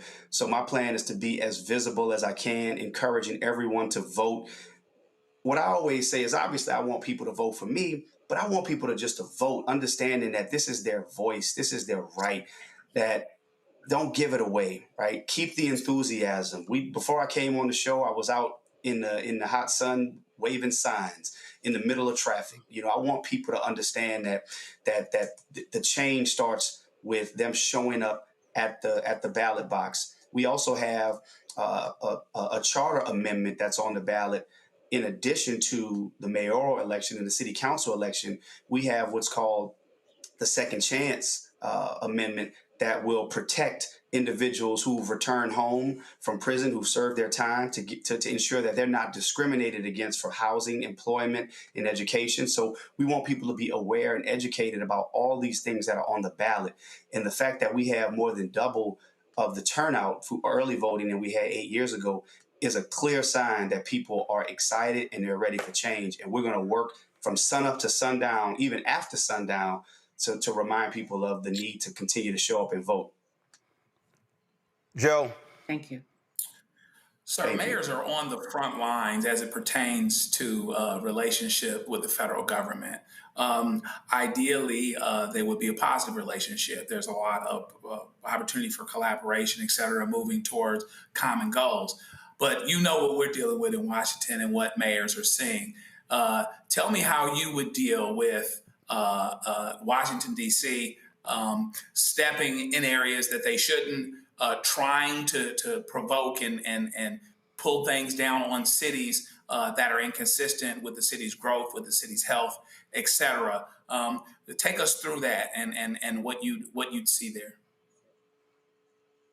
Thank you. So I currently serve in the Louisiana Senate, and the Louisiana legislature is basically a microcosm, and it's very similar to what we're seeing up in Washington in terms of this current administration and the MAGA agenda. It's fully in play. So I've had to navigate a very hostile climate and stand up and defend the city of New Orleans, protect the city of New Orleans, advocate on behalf of the city of New Orleans. What we're seeing play out throughout the country in majority Black cities, cities that have Black leadership, cities that are majority Democrat. Right here in the city of New Orleans, y'all probably aware that the governor requested 1,000 troops, federal guard troops, to be deployed throughout Louisiana, but only in New Orleans, Baton Rouge, and Shreveport. So what I would say to the governor, and what I have said to the governor, and what I will say to the president, is that we welcome support. We want support. But the way that we want support is you ask us how we can best serve our communities. Los Angeles spent $120 million on federal troops. Do you know what we can do with that kind of money? Investing in the New Orleans Recreation Department, investing into the housing developments that I'm talking about, investing into economic development and job opportunities for young people. We know how to solve crime in our communities. And while we've had a recent spike over the past few days, crime is down in the city of New Orleans. But we know that this is a larger play that has nothing to do with crime. It's about power. It's about trying to show force of militarization in cities. We want to employ community policing throughout the city of New Orleans so that the people in New Orleans know who's patrolling their neighborhoods, not unnamed federal guards that are patrolling neighborhoods. So I would want to continue to have that conversation with this administration, but it unfortunately is going in a direction that it shouldn't be, and I'll have to stand up and defend my city. I'll ask this here. You've got your current and former member of Congress, Cedric Richmond, Troy Carter. Both of them are endorsing Helen Moreno. And so I've heard from people that say, hey, that black politics in New Orleans is split. Some say, hey, who cares? We don't necessarily need a black mayor of New Orleans. What do you say to folks who say that, well, others believe that it's critically important to continue black leadership as the mayor of New Orleans? Well, the first thing is that I say everybody has a right to endorse who they want to endorse. But of the list of people that you named, they don't speak for the entire black community. So let me say that there. And I'm proud to say that I have a ton of black leadership support from Congressman Cleo Fields, strongly endorsed. From Congressman Fields, I have the endorsement of former Mayor Sidney Kamlager-Dove. I have the endorsement of the first black Chief Justice of the Louisiana Supreme Court, Burnett Johnson, who I used to work for and is my mentor. But outside of that, I'm proud to say that I have a plethora of endorsements from black leadership in the city of New Orleans. As it relates to the conversation around whether or not the city needs a black leader, look, let me be clear. The city of New Orleans is still majority black. And during these times where we're seeing attacks on black leadership, I think it's important to point out that representation still matters. Now, do I think somebody should be elected mayor just because they're black? Absolutely not. But I do believe when you have qualified, competent black leadership, we should be always working to promote that and identify that and identify and promote that in cities that are majority black. I think it's important. And with that said, everybody has their choice. But I think in these times, we need to be cognizant of what is going on throughout this country. And, people fought for us to have this representation. And it's something that I take very seriously. And I'm proud to have the support of many black leaders in this city. And ultimately, it's going to be the support of the majority of the people of New Orleans that I'm seeking, not just black leadership, but all the voters of New Orleans. I'm seeking their support. All right, Senator Royce DuPlessis, we appreciate it. Good luck on Saturday. Thank you. All right, folks, going to a break. We'll be right back. Roland Martin Unfiltered on the Black Star Network. We'll talk about the case out of Louisiana of the young man, the former LSU football standout, Kyren Lacy. With NAACP there wants action of the legislature. We'll talk about that. You're watching the Black Star Network. Don't forget to support the work that we do. Join our Brina Funk fan club. You want to contribute via Cash App. Use the Stripe QR code. You see it right here, bottom left-hand corner. PayPal is R Martin Unfiltered. Venmo is RM Unfiltered. Zelle, Roland at RolandSMartin.com. Roland at RolandMartinUnfiltered.com. Checks and money order. Make it payable to Roland Martin Unfiltered. P.O. Box 57196, Washington, D.C. 2003 7-0196. Back in a moment. They said the quiet part out loud. Black votes are a threat, so they erased them. After the Supreme Court gutted the Voting Rights Act in 2013, Republican legislatures moved fast. New voter ID laws, polling place shutdowns, purges of black voters from the rolls. Trump's Justice Department didn't stop it, they joined in. In 2018, his DOJ backed Ohio's voter purge system, a scheme that disproportionately erased black voters. Their goal, erase black votes and political power. Yeah, that happened. These are the kinds of stories that we cover every day on Roland Martin Unfiltered. Subscribe on YouTube and download the Black Star Network app. Support fact-based independent journalism that centers African Americans and the issues that matter to our community.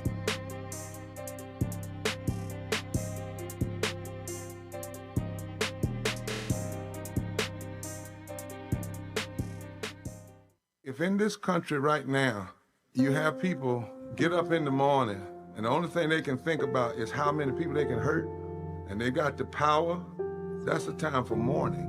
For better or worse, what makes America special, it's that legal system that's supposed to protect minorities from the tyranny of the majority. We are at a point of a moral emergency.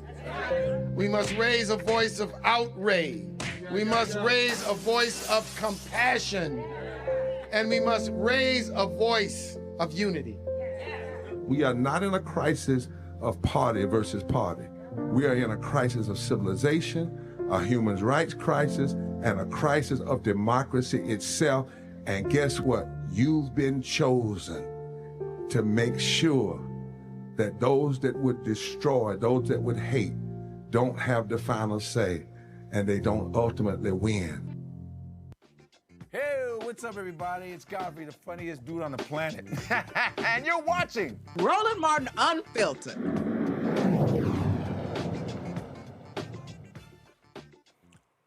Louisiana State Police, they are pushing back on allegations from the attorney of the late Kyren Lacy that he was not close to the accident where he was charged.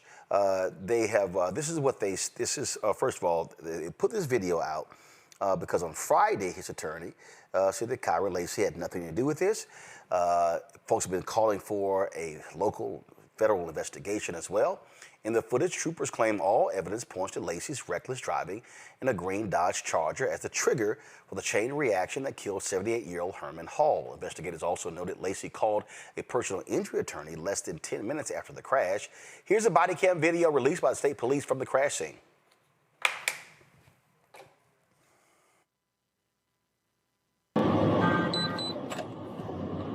That's a very hard dispatcher. We have a weapons incident, Circle K, 7th Monroe.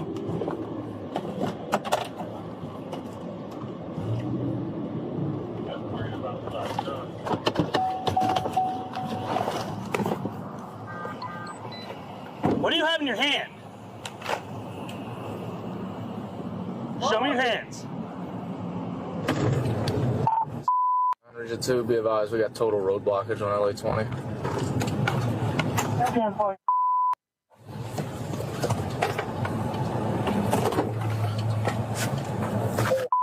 If you get a chance, can you advise code of injury? Civil.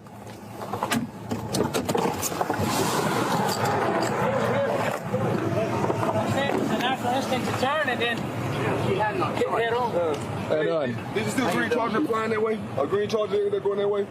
There was a green Charger. There was a green Charger that caused all this. SRT8, he caused all that. He went to pass the cars way back there, sir. The green Charger collided with these cars? He went right between. He went around that truck, okay? He was passing up with her right now, and she had no choice. She hits the pole, she hits this. How are they injuries? What she are they? got a broken ankle. Two are back injuries and then stuff like that. I was so two back injuries, one broken ankle? Yeah. I just told him not to move. You know what I'm saying? Me being my partner. You said something about a green Charger. Who told you something about a green Charger? I'm down 18 wheel right there, sir. Okay, so you saw it? I saw it. What did you see happen? He went to pass him. I'll say when he went to pass me cars back there. He was back there around around the curve. All right. Yeah. Okay. All right. Hey, he come down. Right. When he come down, I got Mr. Okay. He had his brother that he was taken to the emergency room, to the hospital or something like that, chemo, something like that. But I got his number also to verify this, because he was a car that was in front of her. When that green Charger came, he went caused this whole big traffic, so everybody went to hitting brakes because the Charger, I thought he hit the gold truck head on. So he jammed on brakes. She was coming down, they was going that way. When I saw... Which way was the Charger going? The Charger going this way. Charger's going this way, okay. She was coming this way. Okay. They was going this way also. Mr. jammed on brakes. She went to dodge Mr. And that's when she came on. I was by the gas station. Hit him, on the left side. She come over and hit him. Which 18 wheel were you driving? The Rebel. Okay. So the Charger, I guess, passed you up? The Charger's D-line, it was cars behind me because I'm taking my time. And the Charger was passing all these cars in this everybody. And so almost hit this one head on? No, he almost hit this. It was a gold truck. I got his number right here. That's why I took his number and his name. Almost hit the gold truck head on? Yeah, that's his number and phone number and name. So the gold truck, what did the gold truck do? The gold truck in his area right here. The gold truck slams on his brakes. Slams on brakes to stop the Charger. The Charger swerves back in. Okay. And cut somebody else off, whoever was behind them. Okay. They slammed on, the Charger, he swerved in front of them. They slammed on brakes. And by this time, he slips through, right? Okay. As he slips through, she's coming. She like to round the back of the gold truck. That's what I'm saying. She almost hit the back of Miss. Yeah, Miss. Was Miss truck hit? No. He was missed. Okay. So the truck, Mr. He slammed on it. In other words, the gold truck was right up there. Right. Yeah. He slams on his brakes to avoid the Charger. Yeah. This car, what? Cut that car off, if I'm not mistaken. So what does this car do? It just swerves out the way to avoid? To avoid hit. So because I was watching it too. She turned the wrong way. Yeah. Instead of going towards the post, she turned this way. Yeah. Okay, so she turned this way, and then this car was just coming. Yeah. I got you. I got you. Yeah. And then the Charger came around. That's the number for the guy that was in the gold truck. Okay. Charger passed in between the mailbox and the car. Stopped.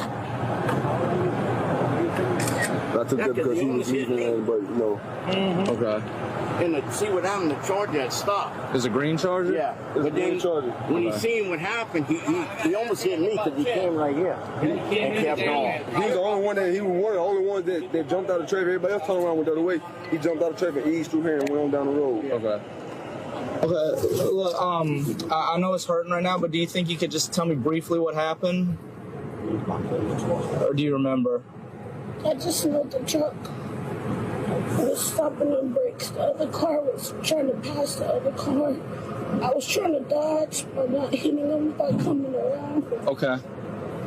Do you remember how fast you were going? The speed limit. Yeah. Okay. 39. Thank you.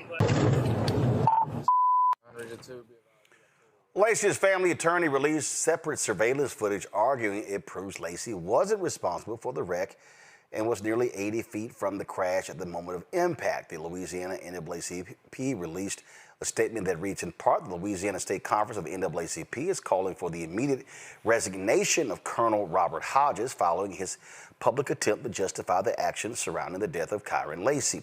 The NAACP is urging citizens across Louisiana to stand with them in demanding accountability from state leadership.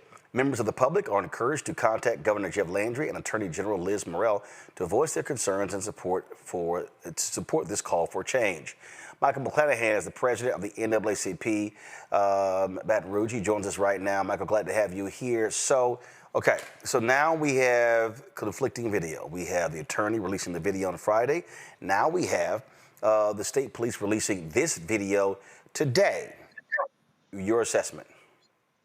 Well, they should have, the state police is the chief law enforcement officer in the state, the premier law enforcement agency. Why didn't they release this earlier? Why didn't they do their due diligence? Because we're suspicious of the state police when they issue anything anyway. We still have fresh in our minds the Ronald Reagan matter, the Aaron Bowman matter, and other matters like that, in which they did sloppy police work. And so when you have a death like this here, a traffic accident, and you have so many moving pieces, they should have done due diligence to let us know what was going on, but they didn't. Now they're trying to backtrack and cover their tracks, but it's too late now. Suspect police work. All right. So again, for y'all, what now? Well, we believe that if they have hidden stuff initially, that they got some more evidence that they're trying to hide. They don't want to let it be seen that they did sloppy police work, and that we will be forever questioning their abilities and their sincerity and their truthfulness.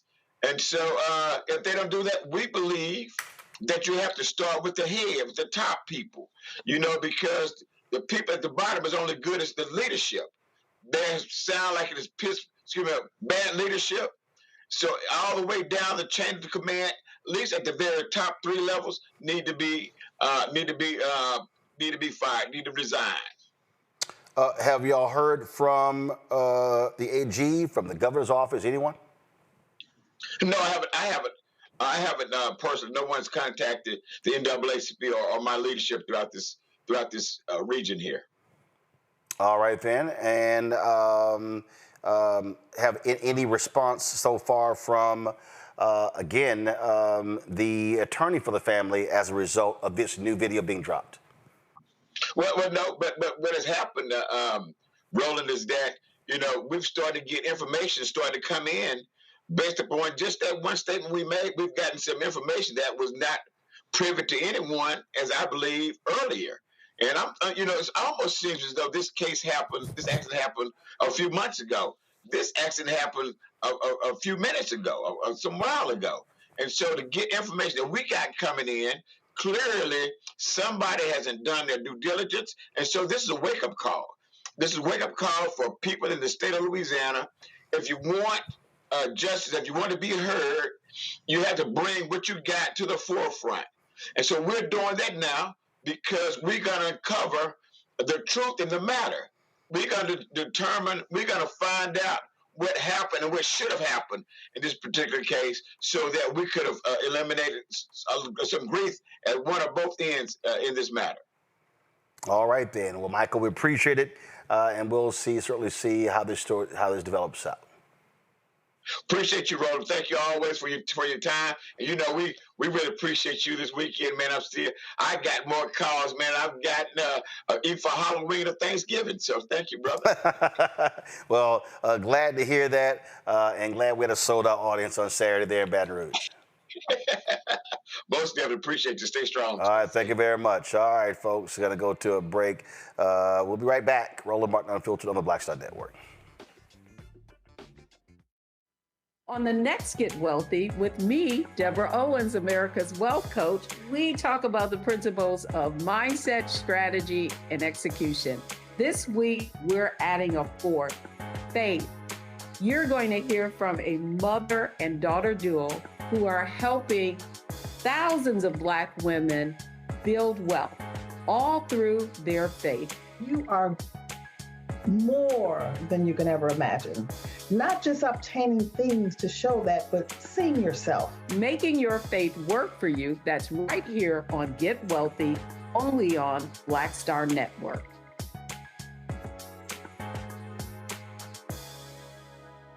Hello, hello, hello. I'm Jerry Johnson from Harlem on Prime, and you're watching the Black Star Network.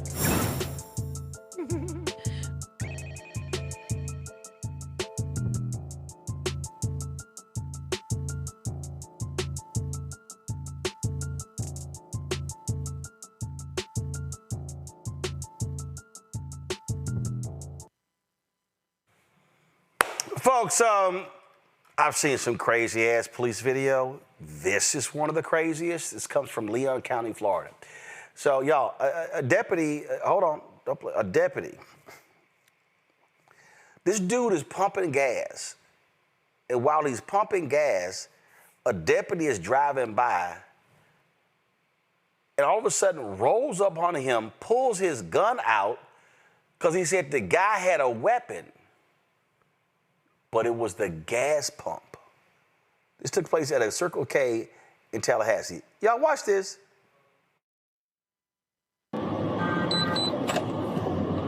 I've said it very hard dispatcher. We have a weapons incident, Circle K, 7th Monroe.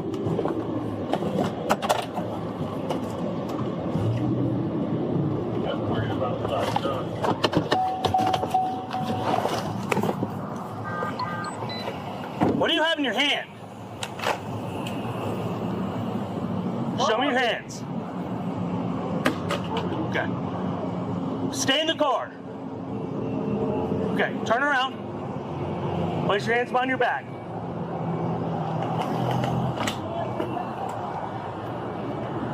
What are you doing? I'm filling up gas, can. You understand you're holding it like this, like it's a pistol, right? No, I was showing her to cut the pump on. Okay, but that's not what it looks like to the motoring public on the roadway. I was just showing her the thing to let her know to get the gas. Do you have your ID on you? Yeah. Okay. Can I turn around? Yeah, that's fine. Dang, All right. But you understand you're holding it like this and it looks like a handgun, right? No, I'm trying to let her know to pump the gas, bro. Okay. Why you, what the fuck? You just pulled a gun out on me.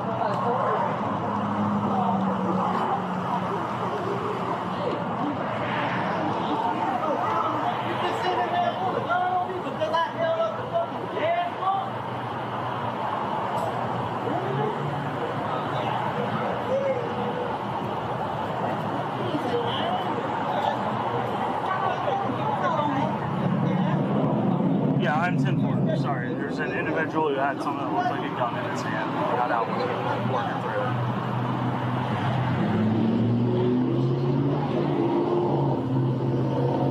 Yeah, I'll be on telephone.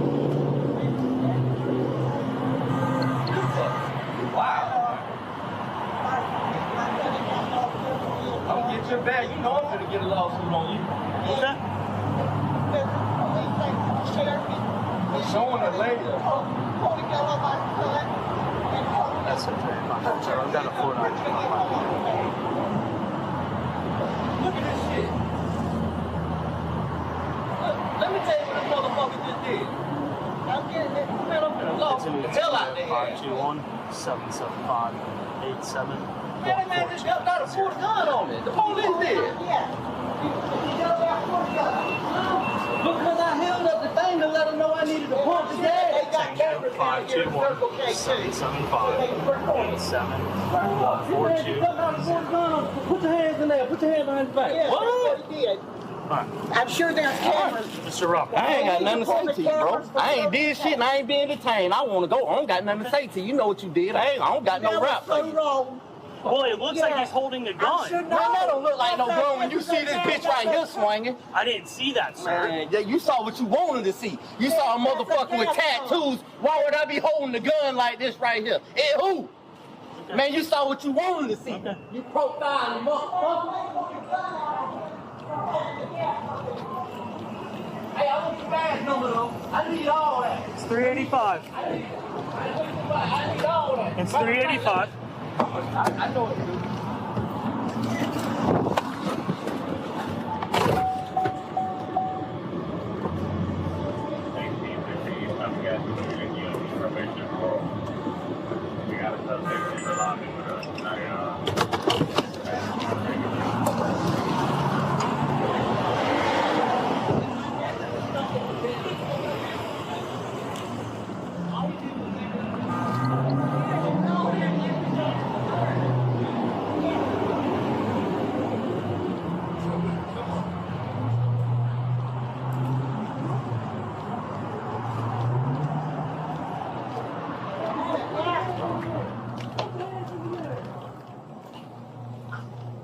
Hey, how you doing? Hey, what happened? So I'm driving down the road, and he's got something black in his hand, and he's moving it like it's a pistol. So I pulled in to investigate what was going on. That's all it was. Oh, yeah, because the pump his pump wasn't on, and he was signaling me that the pump wasn't. I'm a French police officer in Alabama. Yes. Okay. Yeah. Just the guy had something in his hand that looked like a gun, and I was like, "What are we doing?" Yeah, I noticed him as we were coming up. Okay. Yeah, so you saw him with the thing in his hand? I saw him with the gas pump in his hand. Yeah. Yeah, his pump wasn't working, and he was signaling me that the gas wasn't on the pump. Is he causing a problem at y'all's store? No, he come in here every day faithfully after work. He come in here to get gas and cigarettes every day. He don't cause nothing. Hey, I don't want to hold the gas pump again. You'll start the gas over time? Yes, I will. Hey, what's your name? Lawler. You'll sign the statement and you'll get kept a picture of everything you did. I just said I had none. Yeah. Hold on, now Can I just get your name? Yeah. Jake. J-A-K-E. Yeah. Edward. How do you spell it? A-U-W. A-U-W. U-W. E-R-D-A. E-R-D-A. Yeah. And phone number?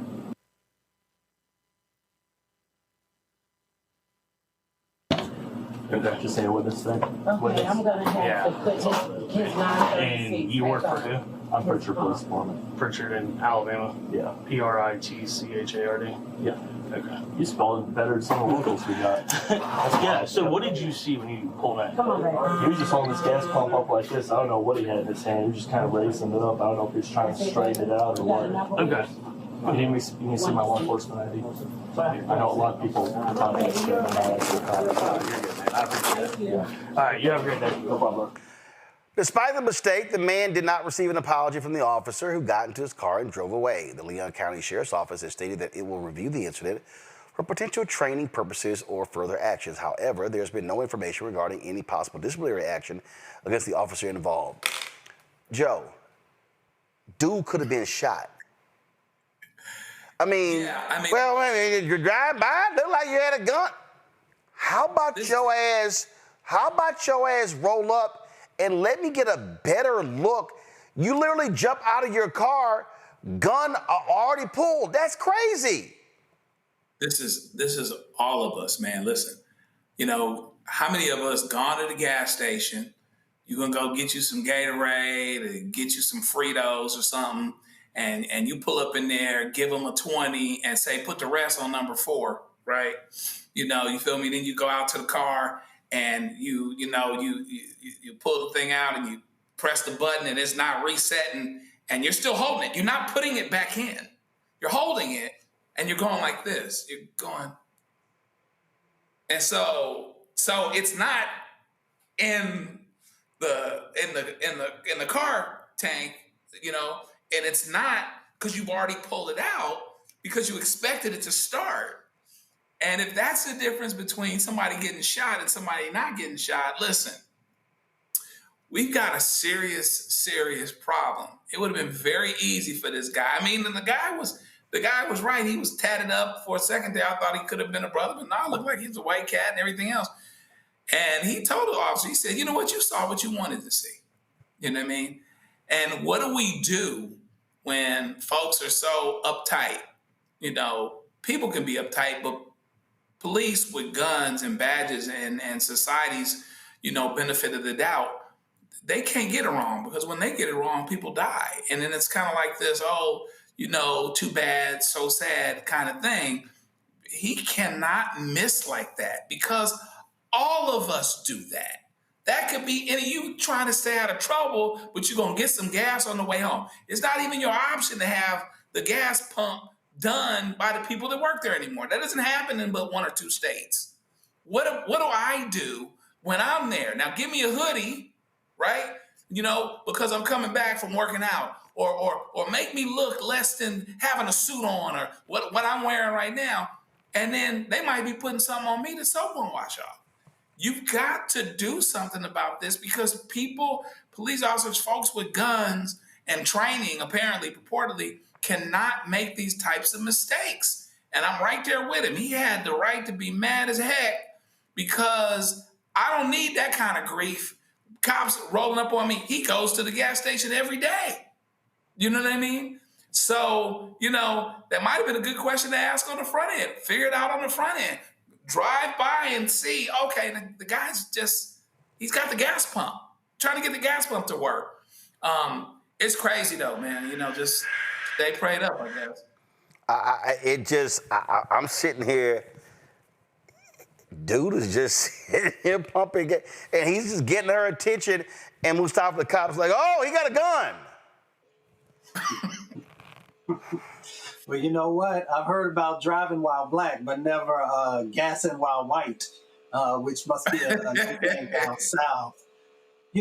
Joe hit it on the head. He laid it all out for you. But, when we're talking about profiling, right? Profiling is part psychological. It is about a type that you have in your mind that is less than, that is more likely to have committed a crime. So that's the dynamic that continues to play out. And until we change that through pressure on police unions and police forces to actually do the additional work to be able to, I understand that you have a job to do. But as Joe said, it is a job where you're literally holding someone's life in your hand because you have your finger on the trigger.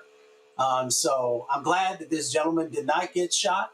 I'm glad that we are having a conversation about profiling and understanding that folks who come from vulnerable and marginalized communities are the ones who often are the ones that end up falling victim.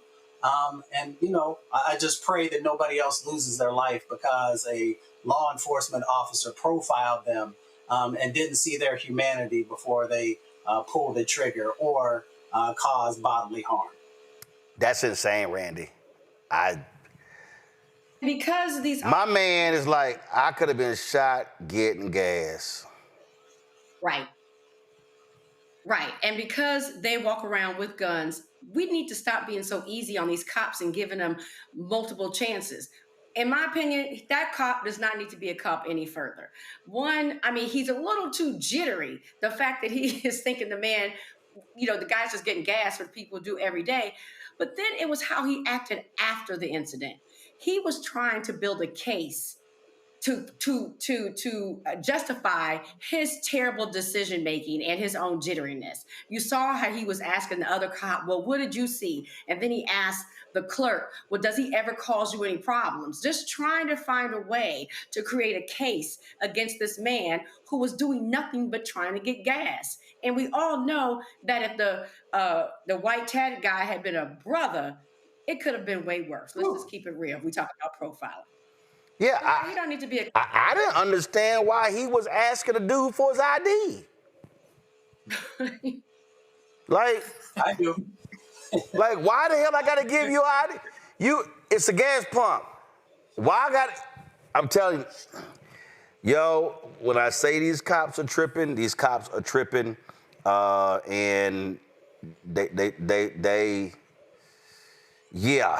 they tripping, y'all. They tripping. All right, let me go to this break. I'll be right back. Roland Martin Unfiltered on the Black Star Network. That's a problem. Get some guy, you know. Next on the Black Table with me, Craig Carr.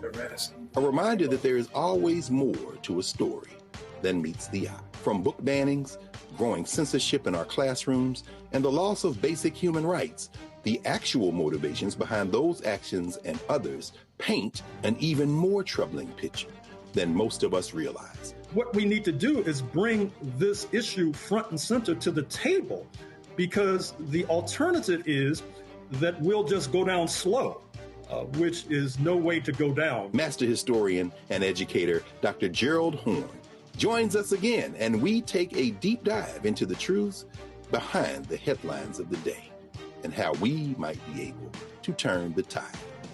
That's on the next Black Table here on the Black Star Network. This week on A Balanced Life, parents, teachers, students, administrators, oh my, are you putting in the work, seeking to be a teacher, an associate principal, a principal, trying to elevate who you are and where you're going? Our world is changing. For veteran teachers, we have to be able to usher in students into a ever-changing, ever-evolving world. If we have this triangular effect, we will create a successful student who will be able to just thrive wherever and in any situation that they're placed in. Join us this week on A Balanced Life with Dr. Jackie here on Black Star Network. I'm Risa Colbert, and you're watching the Black Star Network.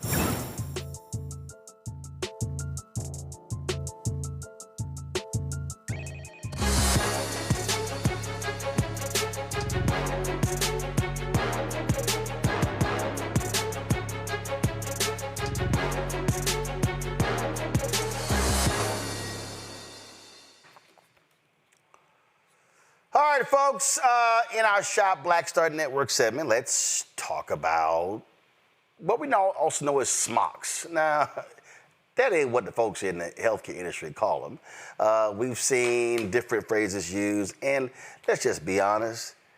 For a long time, they've been really damn bland and boring. And we've got entrepreneurs, folks who say, you know what, can we please make these outfits better? And our next guest, that's what they do. So they have they have their own line. There are several people who I know, and they've really been focusing on this. So you're talking about doctors, you're talking about nurses, so many people in the healthcare profession, because what do they want? They want maximum comfort. They want them to look good, to feel good, and that's what they are all about. So let's get right into it, y'all. Joining us right now, from Maryland, Lanham, Maryland, our newest product in the Black Star Network marketplace segment is Dr. Nikki. She's the CEO of and founder of Morgan Taylor Scrubs. She's a licensed physical therapist. So first of all, Dr. Nikki, who's Morgan Taylor? Well, Morgan Taylor is the name of my first baby that I've always wanted to have because my grandmother's from Jamaica and Taylor's her maiden name. And Morgan, since it's unisex, since I have a men's and a women's line, I felt that it was perfect to call it Morgan Taylor because the name of my company is actually Freckled LLC, since I have freckles. doing business as Morgan Taylor Scrubs, and I didn't feel that men should be wearing scrubs that's called freckled, so Morgan Taylor Scrubs. All right, then. So you're calling these premium scrubs, okay? So why are they premium scrubs? Well, number one, it's the fabric. I took a long time to figure out what I wanted. I researched fabric for a very long time. It's 97% cotton, 3% spandex. Okay. And it's also antimicrobial, which means that it limits the amount of bugs you bring home. It's moisture. That's quite helpful. Yes, and moisture wicking. And I actually have made designs to fit you so much better. Women with curves, men with curves, or I wouldn't say curves, but scrubs are just not comfortable. They were just made boxy and they were ill-fitting. They didn't complement you. And I completely believe that if you look good, you feel good, you definitely treat your patients the way they deserve to be treated. And that's the mission that I'm on. All right, now, were you also testing with other people you know? Were you also getting their advice and counsel as well in terms of the fit and how things should be? Yes, for years I've tested the fit, I've tested the fabric, and I listen to what my customers are looking for. They want a lot of pockets, they want something that's flattering, that covers them, because a lot of scrubs, when you raise your arms up or when you bend down, you show the crack of your bottom. My scrubs don't do that. I've actually made adjustments in the waistband to make it come up a little bit higher so it keeps you covered while you're working. Okay. And so as you were going through this here, and so as we pull these out here, these are sort of like sweatpants. I'm talking about in terms of how they're being made, how they're being, when I'm feeling material, because even a lot of the sweatpants have actually changed, the material that they've actually changed to make them a lot different. And I can definitely tell, look, I play lots of golf, so the moisture wicker, I can easily pick up on that. Mm-hmm. Yep. Yeah. Mm-hmm. So how many colors you got? So we have, right now we have 6 colors: burgundy, black, and gray. We have some blue, purple, and a limited amount of white right now. Okay. And how have they thus been received?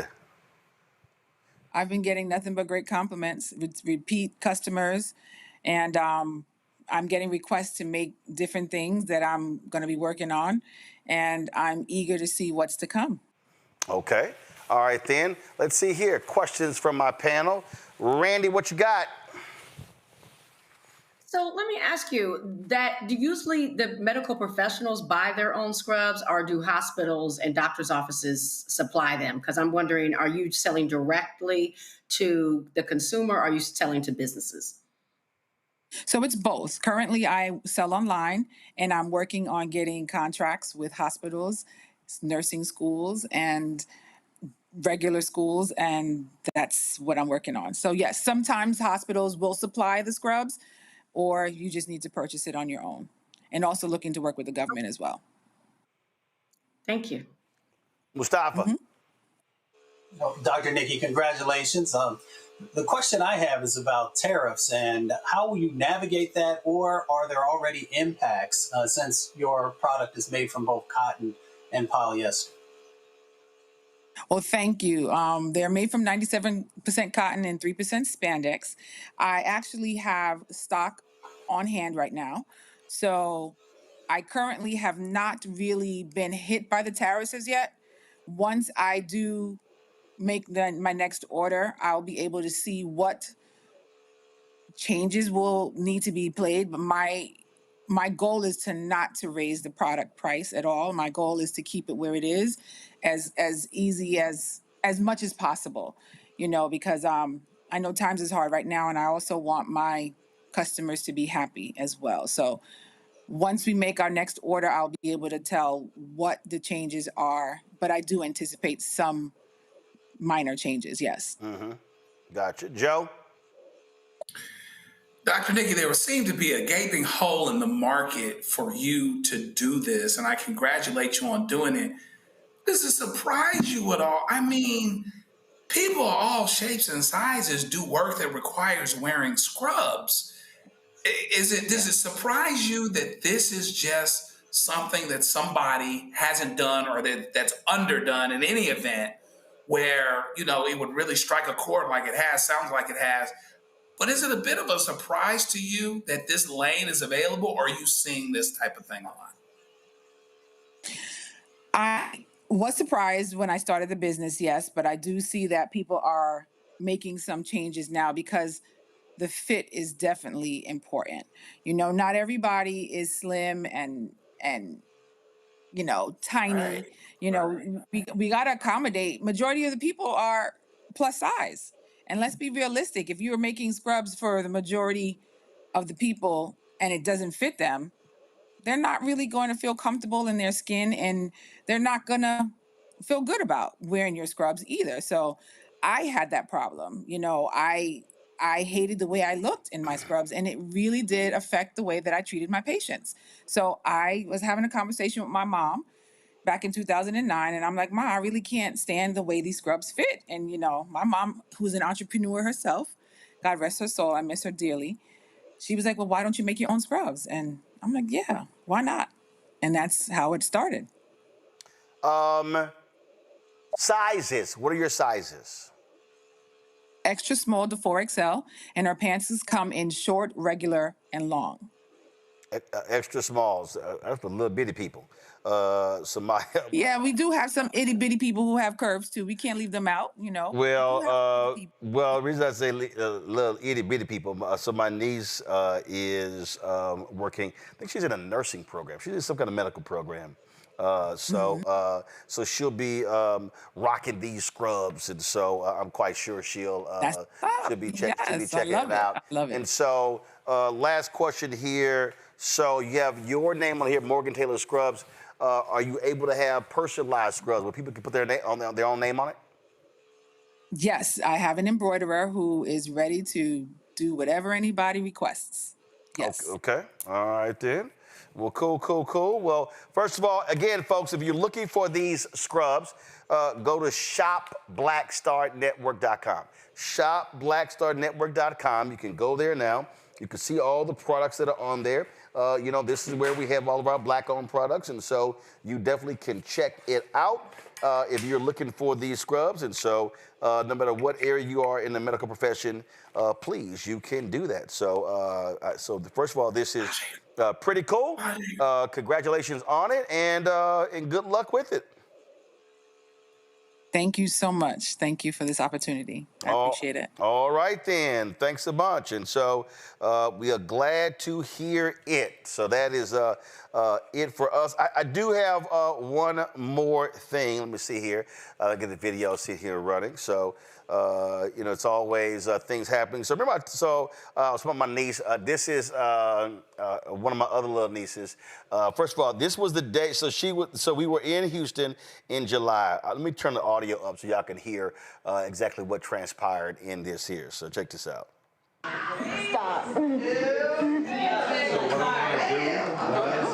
Second oldest niece with that ratty hair. And this is what it looks like when you're about to take the bar exam in like 3 days. I want to hear that. Well, that's why. Stop. It looks like when you take the bar exam in 3 days. And so my niece, Chloe Marshall, passed the bar on her first time. And so congratulations. So that means now, she not got to pay for stuff. So that free ride is over, y'all. See, Joe, that's how it goes. See, Joe, listen, when you're in law school and you studying, but now you done pass, ain't no free ride, Joe. Ain't no more free rides. Come on with it. You done passed and jump on in the world. Congratulations to her. But here's the part where she gets to kick in. Praise the Lord. Oh, absolutely. So, she can't play that. She no longer can play that. That little I'm in school card, Randy. It's done. It's over. We had to deal with your ass going to high school, undergrad, and law school. That's it. You got to pony up. Well, congratulations to her. And I'm sorry, I disagree with you. I think that you all still need to help her out. You know, she's going to be. You done lost your damn mind. You know I'm going to argue for the sister. What the hell? What the hell we got to help her out with? No. Well, which part did your ass miss? She passed the. She is a lawyer, a licensed lawyer.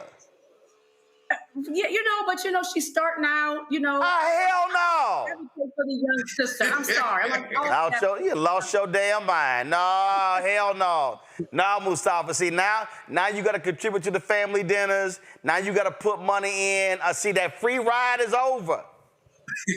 Yeah. Well, black excellence comes with a price. Right? Yeah, it's like, hey, with a family gathering, and we send your ass to the store to go get some ice or some other stuff, we ain't giving you money. We ain't cash apping. You now got to pay up.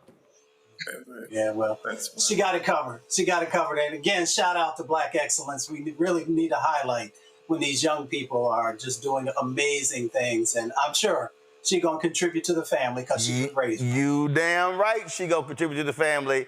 And then if she don't, the chokehold, y'all, will be happening again. So don't think for a second just because, see, this what's going to look like, y'all, when she don't pay up. Oh, yeah, that's right. It's going to be, Anthony, will you please come on, dog? What you doing? Wake up. Thank you. I pointed to the iPad. So I'm letting y'all know, you don't pay up, this what's going to happen. I was right. That's right. It'll be a chokehold. It's gonna be a chokehold. I'm snatching money. Roland, can't we all just get along? Hell no. Oh, hell no. I am the family enforcer. See, everybody else soft. Right. I jack kids. I jack kids and young adults. Everybody get jacked. You gotta run that gauntlet. You gotta run it. All right, then. So so Chloe, congratulations. But now you're paying up. I'm just saying. Now you're paying up. All right. Joe, Randy, Mustafa, I appreciate it. Thanks a lot. Folks, that is it for us right here at Roland Martin Unfiltered. Shout out to Bowie State. Yes, I'm rocking Bowie State's t-shirt today. I had Southern University on yesterday, so I wanted to wear the black and gold today as well. So that's what's happening. Y'all, if y'all want to contribute to our show, join the Bring the Funk fan club. Your dollars are critically important for the work that we do. And so please, you want to give via Cash App, use the Stripe QR code. You see it right here. Also, for credit cards, use this QR code. PayPal's R Martin Unfiltered. Venmo is RM Unfiltered. Zelle, Roland at RolandSMartin.com, Roland at RolandMartinUnfiltered.com. You can also get checks and money order, send to make it payable to Roland Martin Unfiltered, P.O. Box 57196, Washington, D.C. 2003 7-0196. Download the Black Star Network app. Apple phone, Android phone, Apple TV, Android TV, Roku, Amazon Fire TV, Xbox One, Samsung Smart TV. Be sure to, of course, get my book, White Fear, The Browning of America, is making white folks lose their minds. Available on bookstores nationwide. Get the audio version I read on Audible. Also, folks, if you want to get our Roland Martin Unfiltered Black Star Network swag, go to shop.blackstarnetwork.com and get the merchandise, t-shirts, hoodies, wall art, mugs, and more. If you also want to support our black-owned products, such as Morgan Taylor Scrubs, you see them, go to our marketplace right there on shop.blackstarnetwork.com. Scroll down, let's go. Let's see the products. Scroll down, let's go. Come on, scroll down. Y'all, we do this every day. Why are we so slow? Come on now. So you see all the products on our website, all the black-owned products, you can see them right here. And why are we going to black? I don't understand. Okay, all the products on here, y'all. So can we go back to scrolling, please? Thank you. So you see all the products. Keep going. Thank you. We do this every day. Can we get it right? Thank you. So you see all this stuff. Crossword puzzles. You see art. You see candles. You see relishes. You got sauces. You got facial products. All this stuff to my left right here. You got backpacks. You got car cleaning stuff. You got gym wrap to keep the sweat, keep your hair straight. All this stuff right here. So again, support our black-owned companies, y'all. Thanksgiving's coming up. Christmas coming up. Birthday's coming up. Yo, Support black-owned businesses. Don't forget also download the app Fanbase. That's right, get the app Fanbase. Download that app. And of course, you can also, if you want to invest, go to startengine.com/fanbase, startengine.com/fanbase. Tomorrow, it's going to be an investathon right here for Fanbase. So it's going to be at 8 p.m. Eastern right here, Roland Martin Unfiltered on the Black Star Network. Folks, that's it. Hope you have a great one. I will see y'all tomorrow.